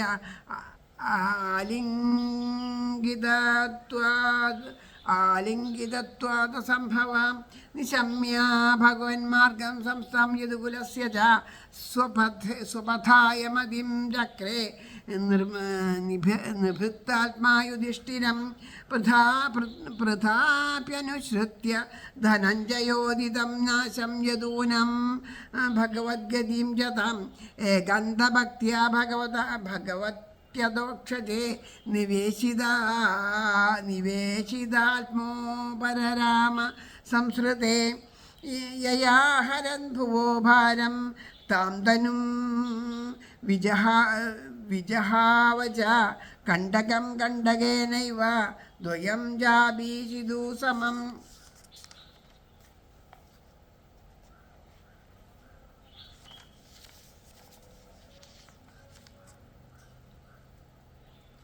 ഹരേ കൃഷ്ണ.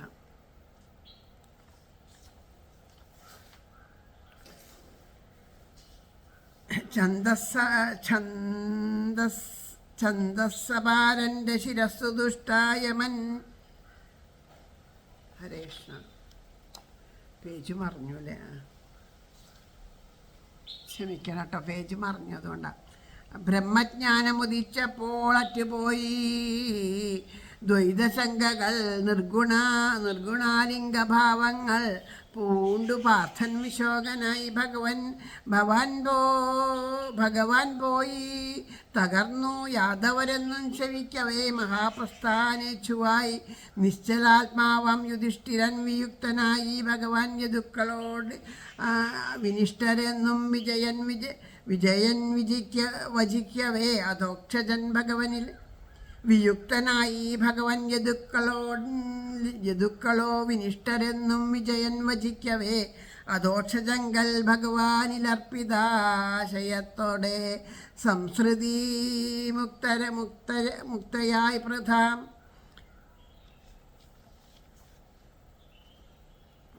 ഭൂഭാരം തീർക്കുവാൻ ഭൂവിൽ താൻ അവതരിച്ചവൻ ഉപേക്ഷിച്ചു മുള്ളെടുത്ത മുള്ളുപോൽ തൻ ശരീരവും. ആ ഭഗവാന്റെ കാര്യങ്ങൾ പറയാണ്. അപ്പോൾ താൻ തന്നെയാണ് ബ്രഹ്മം എന്നുള്ള ആ അനുഭവജ്ഞാനത്തിൽ അവിദ്യയൊക്കെ പോയിട്ട് സുഖദുഃഖങ്ങളെയൊക്കെ ഇല്ലാണ്ടാക്കിയിട്ട് അർജുനൻ ആ സത്യം ഗീത അപ്പോഴാണ് തെളിഞ്ഞു വന്നത്. അപ്പോൾ ആ സമയത്ത് അർജുനൻ പറഞ്ഞ വാക്കുകളൊക്കെ കേട്ടപ്പോൾ ആ ഭഗവാന്റെ അനുസ്മരണയോട് കൂടിയിട്ട് ഭഗവാന്റെ ആ യദുകുലം ഭഗവാന്റെ ഇച്ഛ കൊണ്ട് ഇല്ലാണ്ടായി എന്നൊക്കെ അറിഞ്ഞു. ഭഗവാനും ആ ശരിയായ വിയോഗം ദേഹം അവിടെ ഉപേക്ഷിച്ചിട്ട് ഏതൊരു രൂപത്തിനെയാണോ സ്വീകരിച്ച് ആ രൂപത്തിനെ തിരിച്ച് ആ ബ്രഹ്മത്തിൽ വിലയം പ്രാപിച്ചു. ഭഗവാൻ സ്വധാമത്തിലേക്ക് മടങ്ങി എന്ന് കേട്ടു. ആ യദുകുലം ഭഗവാന്റെ ഇച്ഛാനുസരണം നശിച്ചു എന്ന് കേട്ടപ്പോൾ ആ ഭഗവാനിൽ തന്നെ മനസ്സിനെ ചലിപ്പിക്കാണ്ട് ഏകാശ്രയമാക്കിയിട്ട് ധർമ്മപുത്രരെ ഇഹലോകവാസത്തെ ഉപേക്ഷിച്ചിട്ട് സ്വർഗത്തിൽ പ്രവേശിക്കാനായിട്ട് ഇതാണ് സമയം എന്ന് ചിന്തിച്ചു. അങ്ങനെ കുന്തിദേവിയും അർജുനൻ പറഞ്ഞ വാക്കുകളെയൊക്കെ കേട്ടപ്പോൾ മറ്റുള്ളവർക്ക് അറിയാൻ കഴിയാത്തതായിട്ടുള്ള ആനന്ദ സ്വരൂപനായിട്ടുള്ള ഭഗവാനെ ആ ശ്രീകൃഷ്ണ ഭഗവാൻ ഉണ്ടല്ലോ പ്രാപിച്ചതിനെ കേട്ടിട്ട് ഇന്ദ്രിയങ്ങളെ കൊണ്ട് അറിയാൻ കഴിയാത്ത പരമാനന്ദമൂർത്തിയെ ഏകാന്ത ഭക്തിയോട് കൂടിയിട്ട് ഏകാന്ത ഭക്തിയിൽ നിർത്തിയിട്ട് ആ ശ്രീകൃഷ്ണനെ പരമാനന്ദത്തെ അനുഭവിക്കുകയാണ് ചെയ്തത് എന്ന് പറയാം. അതുപോലെ ആ ജനനവും മരണവും ഇല്ലാത്ത ഭഗവാൻ ആ ഭൂമിയുടെ ഭാരത്തെ തീർക്കാൻ വേണ്ടിയിട്ട് ഒരു സ്വരൂപത്തെ സ്വീകരിച്ചു. കാലിൽ ഒരു മുള്ള് കയറിയാൽ മറ്റൊരു മുള്ളെടുത്തിട്ട് ആ മുള്ളിനെ മുള്ളുകൊണ്ടെടുത്ത് കളഞ്ഞിട്ട് രണ്ട് മുള്ളും കൂടി എങ്ങനെയാണോ കളയേണ്ടത് അതുപോലെ ആ ഭഗവാൻ ഒരു രൂപത്തെ സ്വീകരിച്ച് സ്വയം തന്നെ ആ രൂപത്തെ ഉപസംഹരിച്ചു എന്ന് പറയാം. യഥാ മത്സ്യാദിരൂപാണി ധത്തേ ജഹ്യാദധാ നടാ ഭൂപാരാക്ഷിപിതോ യേന ജഹൂദച്ഛകളേപരം യഥാ മുകുന്ദോ ഭഗവാനിമം മഹീജഹോ തദന്വാ ശ്രവണീയ സൽക്കഥ തഥാ ഹരേ വാ പ്രതിബുദ്ധചേതസ അധർമ്മഹേതു കലിസേവ വർത്തത യുധിഷ്ഠിരസ്തത് പരിസർപ്പണം ബുധാപുരേജ രാഷ്ട്രേ രാഷ്ട്രേ ജഗൃഹേ തഥാത്മനി വിഭാവ്യ ലോഭാനത ജിംഹാഹംസി ഹിംസന ആദ്യ ധർമ്മചക്രം ഗമനായ പര്യധാത് സ്വരാട് പൗത്രം വിനയിന ആത്മന വിനയിനമാത്മന സുസമം ഗണൈ തേയോ നിവാപതിം ഭൂമേഭ്യ അഷിഞ്ചു ഗജാഹ്വയേ സ്വരാട്പൗത്രം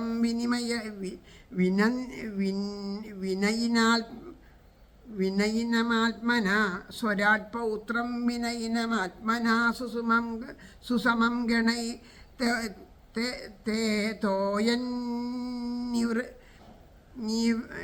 തോയനീവ്യാപതിം ഭൂമേ അഭ്യഷിഞ്ചജഗാഹ്വയേ മധുരായാം രഥം വജ്രം ശൂരസേനപതിം തഥാ പ്രജാപത്യം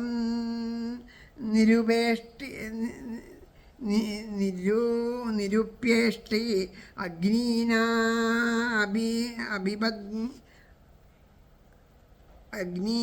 അഗ്നീമാബിബദീശ്വര വിസൃജ്യ തത്ര സൽസർവം യദുകുലവലയാധികം നിർമ്മമോ നിരഹങ്കാര സംഛിന്നാശേഷബന്ധുന വാചം ജഹൂവ മനസി തത്പ്രാണ ഇതരേ ച തം മൃത്യാവപാനം സ്വത്സർഗം തം പഞ്ചത്തെ ഹ്യജോഹവീത് തദേഹുദാസ്തപഞ്ചത്വം തച്ചൈകത്വേ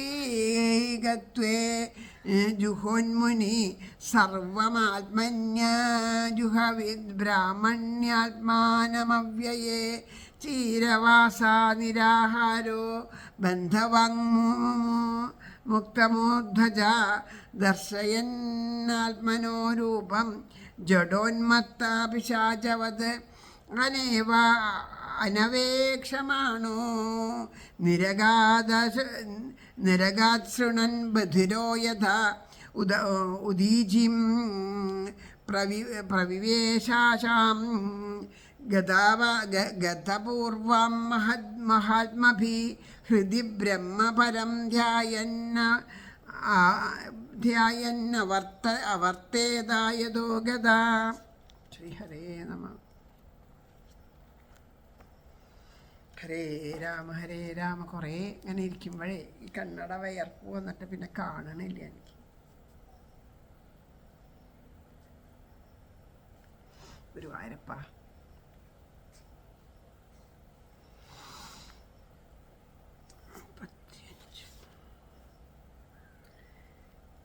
എന്നേ മുകുന്ദൻ ഭഗവൻ 35 മത്സ്യാദിവേഷങ്ങൾ അണിഞ്ഞഴിച്ചിട്ട മഹാനടൻ ഉപേക്ഷിച്ചത് ഭൂഭാരം തീർക്കാൻ കൈക്കൊണ്ട ദേഹവും എന്നേ മുകുന്ദൻ ഭഗവാൻ ജഗത്തിൽ ത്യജിച്ചു ദേഹം ശ്രവണീയ സത്കഥൻ ബാധിച്ചതെന്നാണ് അവിവേകികൾ അധർമ്മ ആവേശമാകും കലീധരിത്രിയെ യുധിഷ്ഠിരജ്ഞാനി മനസ്സിലാക്കിനാൻ പുരത്തിൽ രാഷ്ട്രത്തിൽ ഗൃഹത്തിൽ ആത്മനി വ്യാപിച്ച ഹിംസാനുത ലോഭവഞ്ചന യുധർമ്മസർപ്പം അധർമ്മസർപ്പം നിരൂപിച്ചു നിഷ്ക്രമം വാഴിച്ചു പൗത്രനെ സാമ്രാട്ടാത്മവൽ പുണസൗമ്യനെ കടലാൽ ഛേദിതമം ഹസ്തിനാപുരഭൂമിയിൽ വാഴിച്ചു മധുരാ ശൂരസേനർക്കു പതിവ്രജനെ പ്രജാപത്യേഷ്ടിയാൽ തന്നിൽ ആഴ്ത്തിനാൻ അഗ്നിധർമ്മജൻ.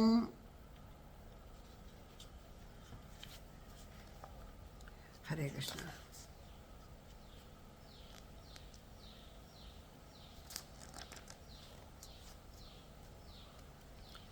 അവിടെ താൻ അഴിച്ചിട്ടു ദുകുലവലയാധികം നിർമ്മമൻ നിരഹങ്കാരൻ സംഛിന്ന ശേഷബന്ധനൻ വാക്കോ മുങ്ങി മാനസത്തിൽ മൗനം പ്രാണനിനും ക്രമാൽ പ്രാണയുക്താപാനന മൃത്യു പഞ്ചതയെങ്കിലും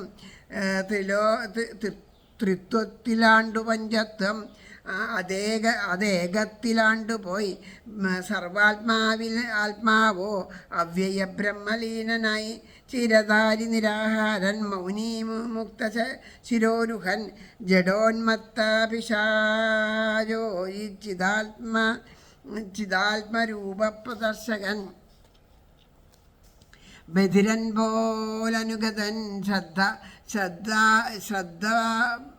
ശ്രദ്ധഭാവഞ്ജലിക്കയാൽ തിരിച്ചു പോരലില്ലാത്ത വടക്കൻ ദിക്കിലേക്കവൻ ബ്രഹ്മാതിദാശയൻ പോയി മഹാന്മാർ പണ്ടുപോയ പോലെ ധർമ്മചിത്രം ബാധിച്ചു കലിലോകത്തിലൊക്കെയും എന്നു ചിന്തിച്ച് ഉറച്ചെത്തി പിന്നാലെ അനുജാതനും.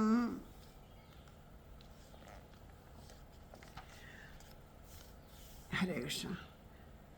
അപ്പോൾ വേഷം കെട്ടിക്കളിക്കുന്ന ഒരാൾ എങ്ങനെയാണോ ഓരോരോ വേഷങ്ങളെ അഴിച്ചു മാറ്റിയിട്ട് ആ മറ്റൊരു വേഷം കെട്ടേണ്ട, അതുപോലെ മത്സ്യാദി രൂപങ്ങളെയൊക്കെ ധരിച്ച് ഓരോ വേഷങ്ങളെ കെട്ടിക്കൊണ്ട് ആ ഭൂമിയെ പരിപാലിച്ച് ധർമ്മത്തെയൊക്കെ സംരക്ഷിച്ചുകൊണ്ട് ആ വേഷങ്ങളെ ഉപേക്ഷിച്ചതുപോലെ ഈ ശ്രീകൃഷ്ണ വേഷത്തെയും ധരിച്ച് അതിനെയും ഭൂഭാരം തീർത്ത് അതിനെയും അവിടെ ഉപേക്ഷിച്ചു എന്നുള്ളത് ധർമ്മപുത്ര മഹാരാജാവിന് മനസ്സിലായി. അപ്പോൾ ആ പട്ടണത്തിലും രാജ്യത്തിലൊക്കെയുള്ള നമ്മൾ നേരത്തെ കണ്ടുല്ലോ അല്ലേ, അവിടെയൊക്കെ ഓരോരോ അധർമ്മത്തിൻ്റേതായിട്ടുള്ള ഓരോ കാഴ്ചകൾ കണ്ടിട്ട് അതിനെപ്പറ്റി സങ്കടപ്പെട്ടിട്ട് എന്താ ഉണ്ടാവുമെന്ന് ആദ്യം ധർമ്മപുത്രർ പറയണത് ഒക്കെ കേട്ടുല്ലോ. കാണുന്നതെല്ലാം എല്ലാ ദിക്കിലും വഴക്കും വക്കാണോ പ്രശ്നങ്ങളൊക്കെ ഉണ്ടായി എന്നുള്ളത് കേട്ടുല്ലോ. അപ്പോൾ അത് മനസ്സിലായി. ഇതൊക്കെ ഉണ്ടാവാൻ കാരണം ഈ കളവും വഞ്ചനയും ഹിംസയും തമ്മിത്തല്ലും വഴക്കുമൊക്കെ ഉണ്ടാവാൻ കാരണം കലി പ്രാപിച്ചിരിക്കുകയാണ് അവിടെയൊക്കെ. ഭഗവാൻ എന്നാണോ സ്വധാമത്തിലെ ഈ ഭൂമിയെ വിട്ട് സ്വധാമത്തിൽ ലയിച്ചത്, അപ്പോൾ ഈ ഭൂമിയിൽ ഇനി ആ കലിയാണ് ഇതിൻ്റെ അധിപൻ. അപ്പോൾ തൻ്റെ ആ രാജ്യഭാരം ഈ ഭൂമിയെ ഭരിക്കേണ്ടത് ഇനി കലിയാണ്. അപ്പം അത് കലി ഏറ്റെടുത്തു എന്നുള്ളതാണ് മനസ്സിലായത്. അപ്പം അതുകൊണ്ട് യുധിഷ്ഠിരൻ എന്ത് ചെയ്തു? തന്നോട് ചേർന്ന ഏറ്റവും ധൈര്യവും വീര്യവും സൽഗുണങ്ങളൊക്കെയുള്ള ഏറ്റവും വിനയമുള്ളവനായിട്ടുള്ള പൗത്രനായിട്ടുള്ള പരീക്ഷത്തിനെ സമുദ്രപര്യന്തമുള്ള ഭൂമിയുടെ പാലകനായിട്ട് ഹസ്തിനാപുരം രാജധാനിയിൽ വെച്ചിട്ട് അഭിഷേകം ചെയ്തു. അങ്ങനെ അതുപോലെ അനിരുദ്ധൻ്റെ പുത്രനായിട്ടുള്ള വജ്രനെ ശൂരസേന രാജ്യങ്ങളുടെ അധിപതിയായിട്ട് അഭിഷേകം ചെയ്തു. പിന്നെ ഭഗവാൻ എന്ത് ചെയ്തു?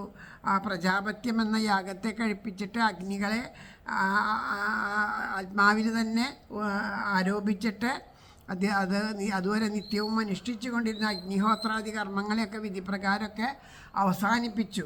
അതിനുശേഷം ആ പ്രജാപത്യാഗ്നിയിൽ തൻ്റെ രാജ്യചിഹ്നങ്ങളായിട്ടുള്ള പട്ട് ആഭരണങ്ങൾ മുതലായവയെല്ലാം അഴിച്ച് ഹോമിച്ചു. പിന്നെ ഞാനെന്നും എൻ്റേതെന്നുള്ള ബന്ധങ്ങളെ മുഴുവനും ഹൃദയത്തിൽ നിന്നും അകറ്റി.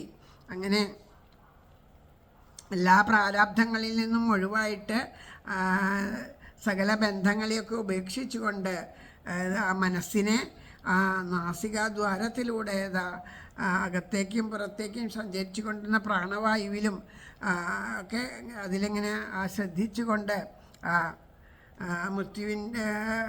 മൃത്യുവിനെ ആ ഭൂമിയാദി പഞ്ചഭൂതങ്ങളുടെ സമ്മേളനം നിമിത്തമുണ്ടായ ശരീരത്തിൽ നിർത്തി. അങ്ങനെയുള്ള ഒരേ വിധത്തിലുള്ള ആ സ്വയം തന്നിലേക്ക് തന്നെ അടങ്ങുകയാണ് ചെയ്യണത്. ആ ശരീരത്തെ സത്വാദി ഗുണങ്ങളിലും 3 ഗുണങ്ങളെയല്ല ഒന്നായ അവിദ്യയിലും സകലത്തിൻ്റെയും ആരോപണത്തിന് കാരണമായിരിക്കുന്ന ജീവനിലും ആ വിദ്യയെ ജീവനിലും ജീവാത്മാവിനെ ആ കൂടസ്ഥ ബ്രഹ്മത്തിലൊക്കെ ഹോമിച്ചുകൊണ്ട്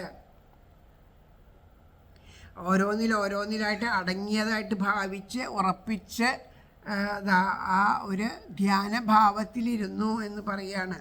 അങ്ങനെ ആത്മാവിനെ അങ്ങനെ അടക്കിയതിന് ശേഷം ആ സ്ഥൂല ശരീരത്തിൽ നിന്ന് മരവിരി ധരിച്ചിട്ട് ശരീരത്തെ ഉപരിക്കുന്ന ആഹാരങ്ങളെയൊക്കെ സ്വീകരിച്ചുകൊണ്ട് മൗനവ്രതത്തിന് പാലിച്ചുകൊണ്ട് തലമുടിയൊക്കെ അഴിച്ചിട്ട് ആ ഒരു ജഡനെ പോലെ ഭ്രാന്തനെ പോലെ എങ്ങനെയുണ്ടല്ലോ ആ ഒരു ഭാവത്തിൽ ആ സഹോദരിമാരുടെ കൂടെ അതാ തിരിഞ്ഞു നോക്കാണ്ട് എന്ത് ചെയ്തു, നേരെ ഭഗവാന്റെ ഒക്കെ പാദത്തിനെ മാത്രം ധ്യാനിച്ചുകൊണ്ട് അവർ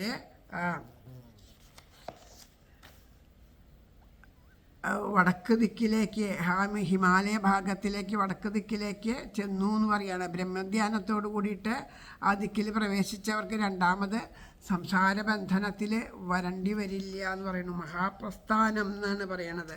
അപ്പോൾ അവിടേക്ക് എത്തിക്കഴിഞ്ഞാൽ പിന്നെ തിരിച്ചു വരേണ്ടത് വരില്ല എന്ന് പറയുന്നു. സർവേ തമനു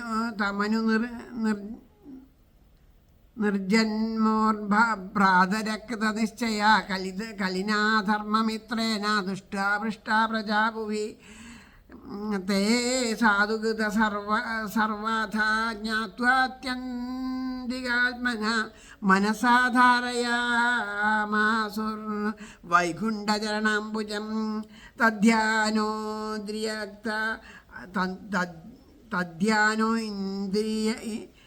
തദ്ധ്യാനോദ്രിക്തയാ ഭക്തിയാ വിശുദ്ധാധിഷണാ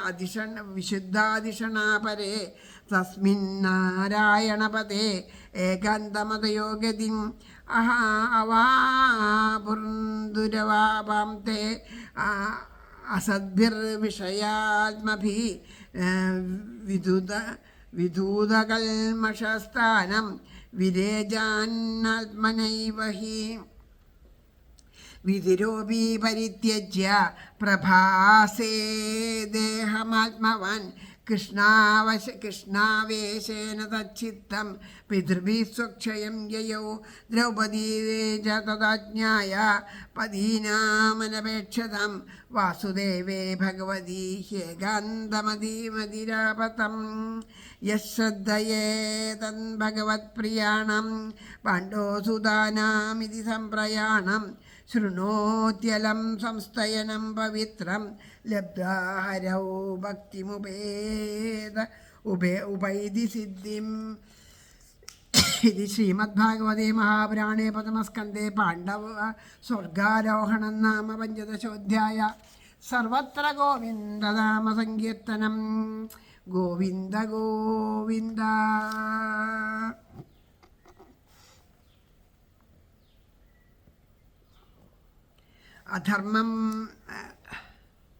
അധർമ്മചിത്രം ബാധിച്ച കലിലോകരെയൊക്കെയും എന്നു ചിന്തിച്ച് ഉറച്ചെത്തി പിന്നാലെ അനുജാതനും. അങ്ങനെ ആ ഭീമസേന മുതലായ സഹോദരന്മാരൊക്കെ ആ ജ്യേഷ്ഠൻ ചെയ്ത പോലെ തന്നെ ചെയ്തു. ജ്യേഷ്ഠൻ്റെ പാത പിന്തുടർന്നു. ഭൂമിയിൽ ആ കലി വന്നു എന്നുള്ളതൊക്കെ അറിഞ്ഞിട്ട് യുധിഷ്ഠിരൻ്റെ പിന്നാലെ അവരും യാത്രയായി എന്ന് പറയാം. വിധി പോലർത്ഥധർമ്മങ്ങൾ നന്നായി ചെയ്ത പാണ്ഡവർ ഏകാശ്രയമുറപ്പിച്ചു വൈകുണ്ഠചരണാംബുജം.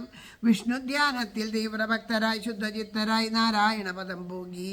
ബുദ്ധി നിശ്ചലമായവർ അസത്തുക്കൾ വിഷയികൾക്കെത്താനാവാത്ത പദം ശുദ്ധ ഭാഗവതസ്ഥാനം പോകിനാരാത്മശക്തിയാൽ ഉടൽ വിട്ടു പ്രഭാസത്തിൽ വിതുരൻ പോലും ആത്മവാൻ.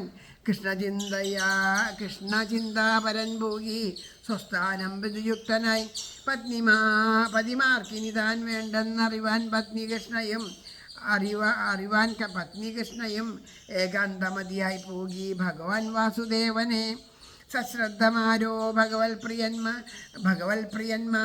പാണ്ഡവന്മാരുടെ സംപ്രയാണം പുണ്യം ശുഭം കേൾപ്പിതവന്നു കൈവന്നിടുന്നു മോക്ഷം ഹരിഭക്തി മൂലം എന്ന് ഈ ഒരു അധ്യായം ശ്രീമദ് ഭാഗവതം പ്രഥമസ്കന്ധം 15-ാം അധ്യായം ഇവിടെ സമർപ്പിക്കുകയാണ്. സർവത്ര ഗോവിന്ദനാമ സങ്കീർത്തനം. ഗോവിന്ദ ഗോവിന്ദ. ആ ധർമാദി പുരുഷാർത്ഥങ്ങളെയൊക്കെ വേണ്ട വിധം അനുഷ്ഠിച്ചുകൊണ്ടിരുന്ന പാണ്ഡവന്മാർ ആ ഭഗവാന്റെ പാദത്തിൽ ശരണം പ്രാപിച്ചു എന്ന് പറയാണ്. ആ വിലയം പ്രാപിച്ചു എന്ന് പറയാണ്. അപ്പോൾ അങ്ങനെ ആ ആത്മസ്വരൂപത്തെ നന്നായിട്ട് അറിഞ്ഞുകൊണ്ടിരിക്കുന്ന വിദുരരും ആ പരമാത്മാവായ ശ്രീകൃഷ്ണനിൽ മനസ്സുറപ്പിച്ചിട്ട് ആ പ്രഭാസ തീർത്ഥസ്നാനത്തിലിരുന്നു കൊണ്ട് ആ സ്വദേഹത്തെ അവിടെ ഉപേക്ഷിച്ചു എന്ന് പറയണു. അതുപോലെ പാഞ്ചാലി ഭർത്താക്കന്മാർക്ക് ഇനിമേൽ തൻ്റെ ആവശ്യമില്ല. ഭർത്താക്കന്മാർക്ക് ചെയ്യേണ്ടതായിട്ടുള്ള എല്ലാ കടമകളും ചെയ്തു. തൻ്റെ ശരീരം കൊണ്ട് ഇനി അവർക്ക് ആവശ്യമില്ല എന്ന് മനസ്സിലായപ്പോൾ പൂർണ്ണമായിട്ടും തൻ്റെ ബുദ്ധി ആ ഭഗവാനിൽ സമർപ്പിച്ചിട്ട് ഇളകാതെ നിർത്തിയിട്ട് അവരും ഭഗവാനിൽ അലിഞ്ഞു ചേർന്നു എന്ന് പറയാണ്. ആരാണോ ഭഗവത്പ്രിയരായിട്ടുള്ള പാണ്ഡുപുത്രന്മാരുടെ അതിശയമായിട്ടുള്ള ഈ പരിശുദ്ധമായിട്ടുള്ള മഹാപ്രസ്ഥാനത്തെ ശ്രദ്ധയോടുകൂടി കേൾക്കുകയും അല്ലെങ്കിൽ പറയുകയും ചെയ്യുന്നത് അവർക്ക് ഭഗവാനിൽ ഭക്തി ഉണ്ടാവും എന്ന് പറഞ്ഞുകൊണ്ട് ഈ അധ്യായം അവിടെ സമർപ്പിക്കുകയാണ്. നമുക്കും ഭഗവാനോട് പ്രാർത്ഥിക്കാം. അഹൈദിക ഒന്നിനോടും ഇച്ഛയില്ലാണ്ട് അഹൈതുകമായിട്ടുള്ള ഭക്തി ഉണ്ടാവണേ എന്ന് നമുക്കും ആ ഭഗവാനോട് പ്രാർത്ഥിക്കാം. നമുക്ക് യാതൊന്നിലും ആഗ്രഹമില്ലാണ്ട് ആ ഭഗവാന്റെ പാദത്തിൽ ഉറച്ച ഭക്തി ഉണ്ടാവണേ എന്ന് പ്രാർത്ഥിച്ചുകൊണ്ട് ഈ ഭാഗം ഇവിടെ സമർപ്പിക്കാം. അടുത്ത ഭാഗം അടുത്ത ദിവസം വായിക്കാനായിട്ട് ഭഗവാൻ നമ്മളെ അനുവദിക്കട്ടെ എന്ന് പ്രാർത്ഥിച്ചുകൊണ്ട് എല്ലാവരുടെ പാദത്തിലും ശ്രീകൃഷ്ണ ഭഗവാന്റെ പാദത്തിലും പ്രേമ പുഷ്പാഞ്ജലിയായിട്ട് ഈ അക്ഷരപ്പൂക്കൾ സമർപ്പിക്കുന്നു. സർവത്ര ഗോവിന്ദനാമ സങ്കീർത്തനം ഗോവിന്ദ ഗോവിന്ദ. ശ്രീഹരയേ നമ. ഹരേ ഗുരുവായൂരപ്പാ ശരണം. നാരായണാഖില ഗുരോ ഭഗവൻ നമസ്തേ. ജയ ജയ ശ്രീരാധേശ്യാം.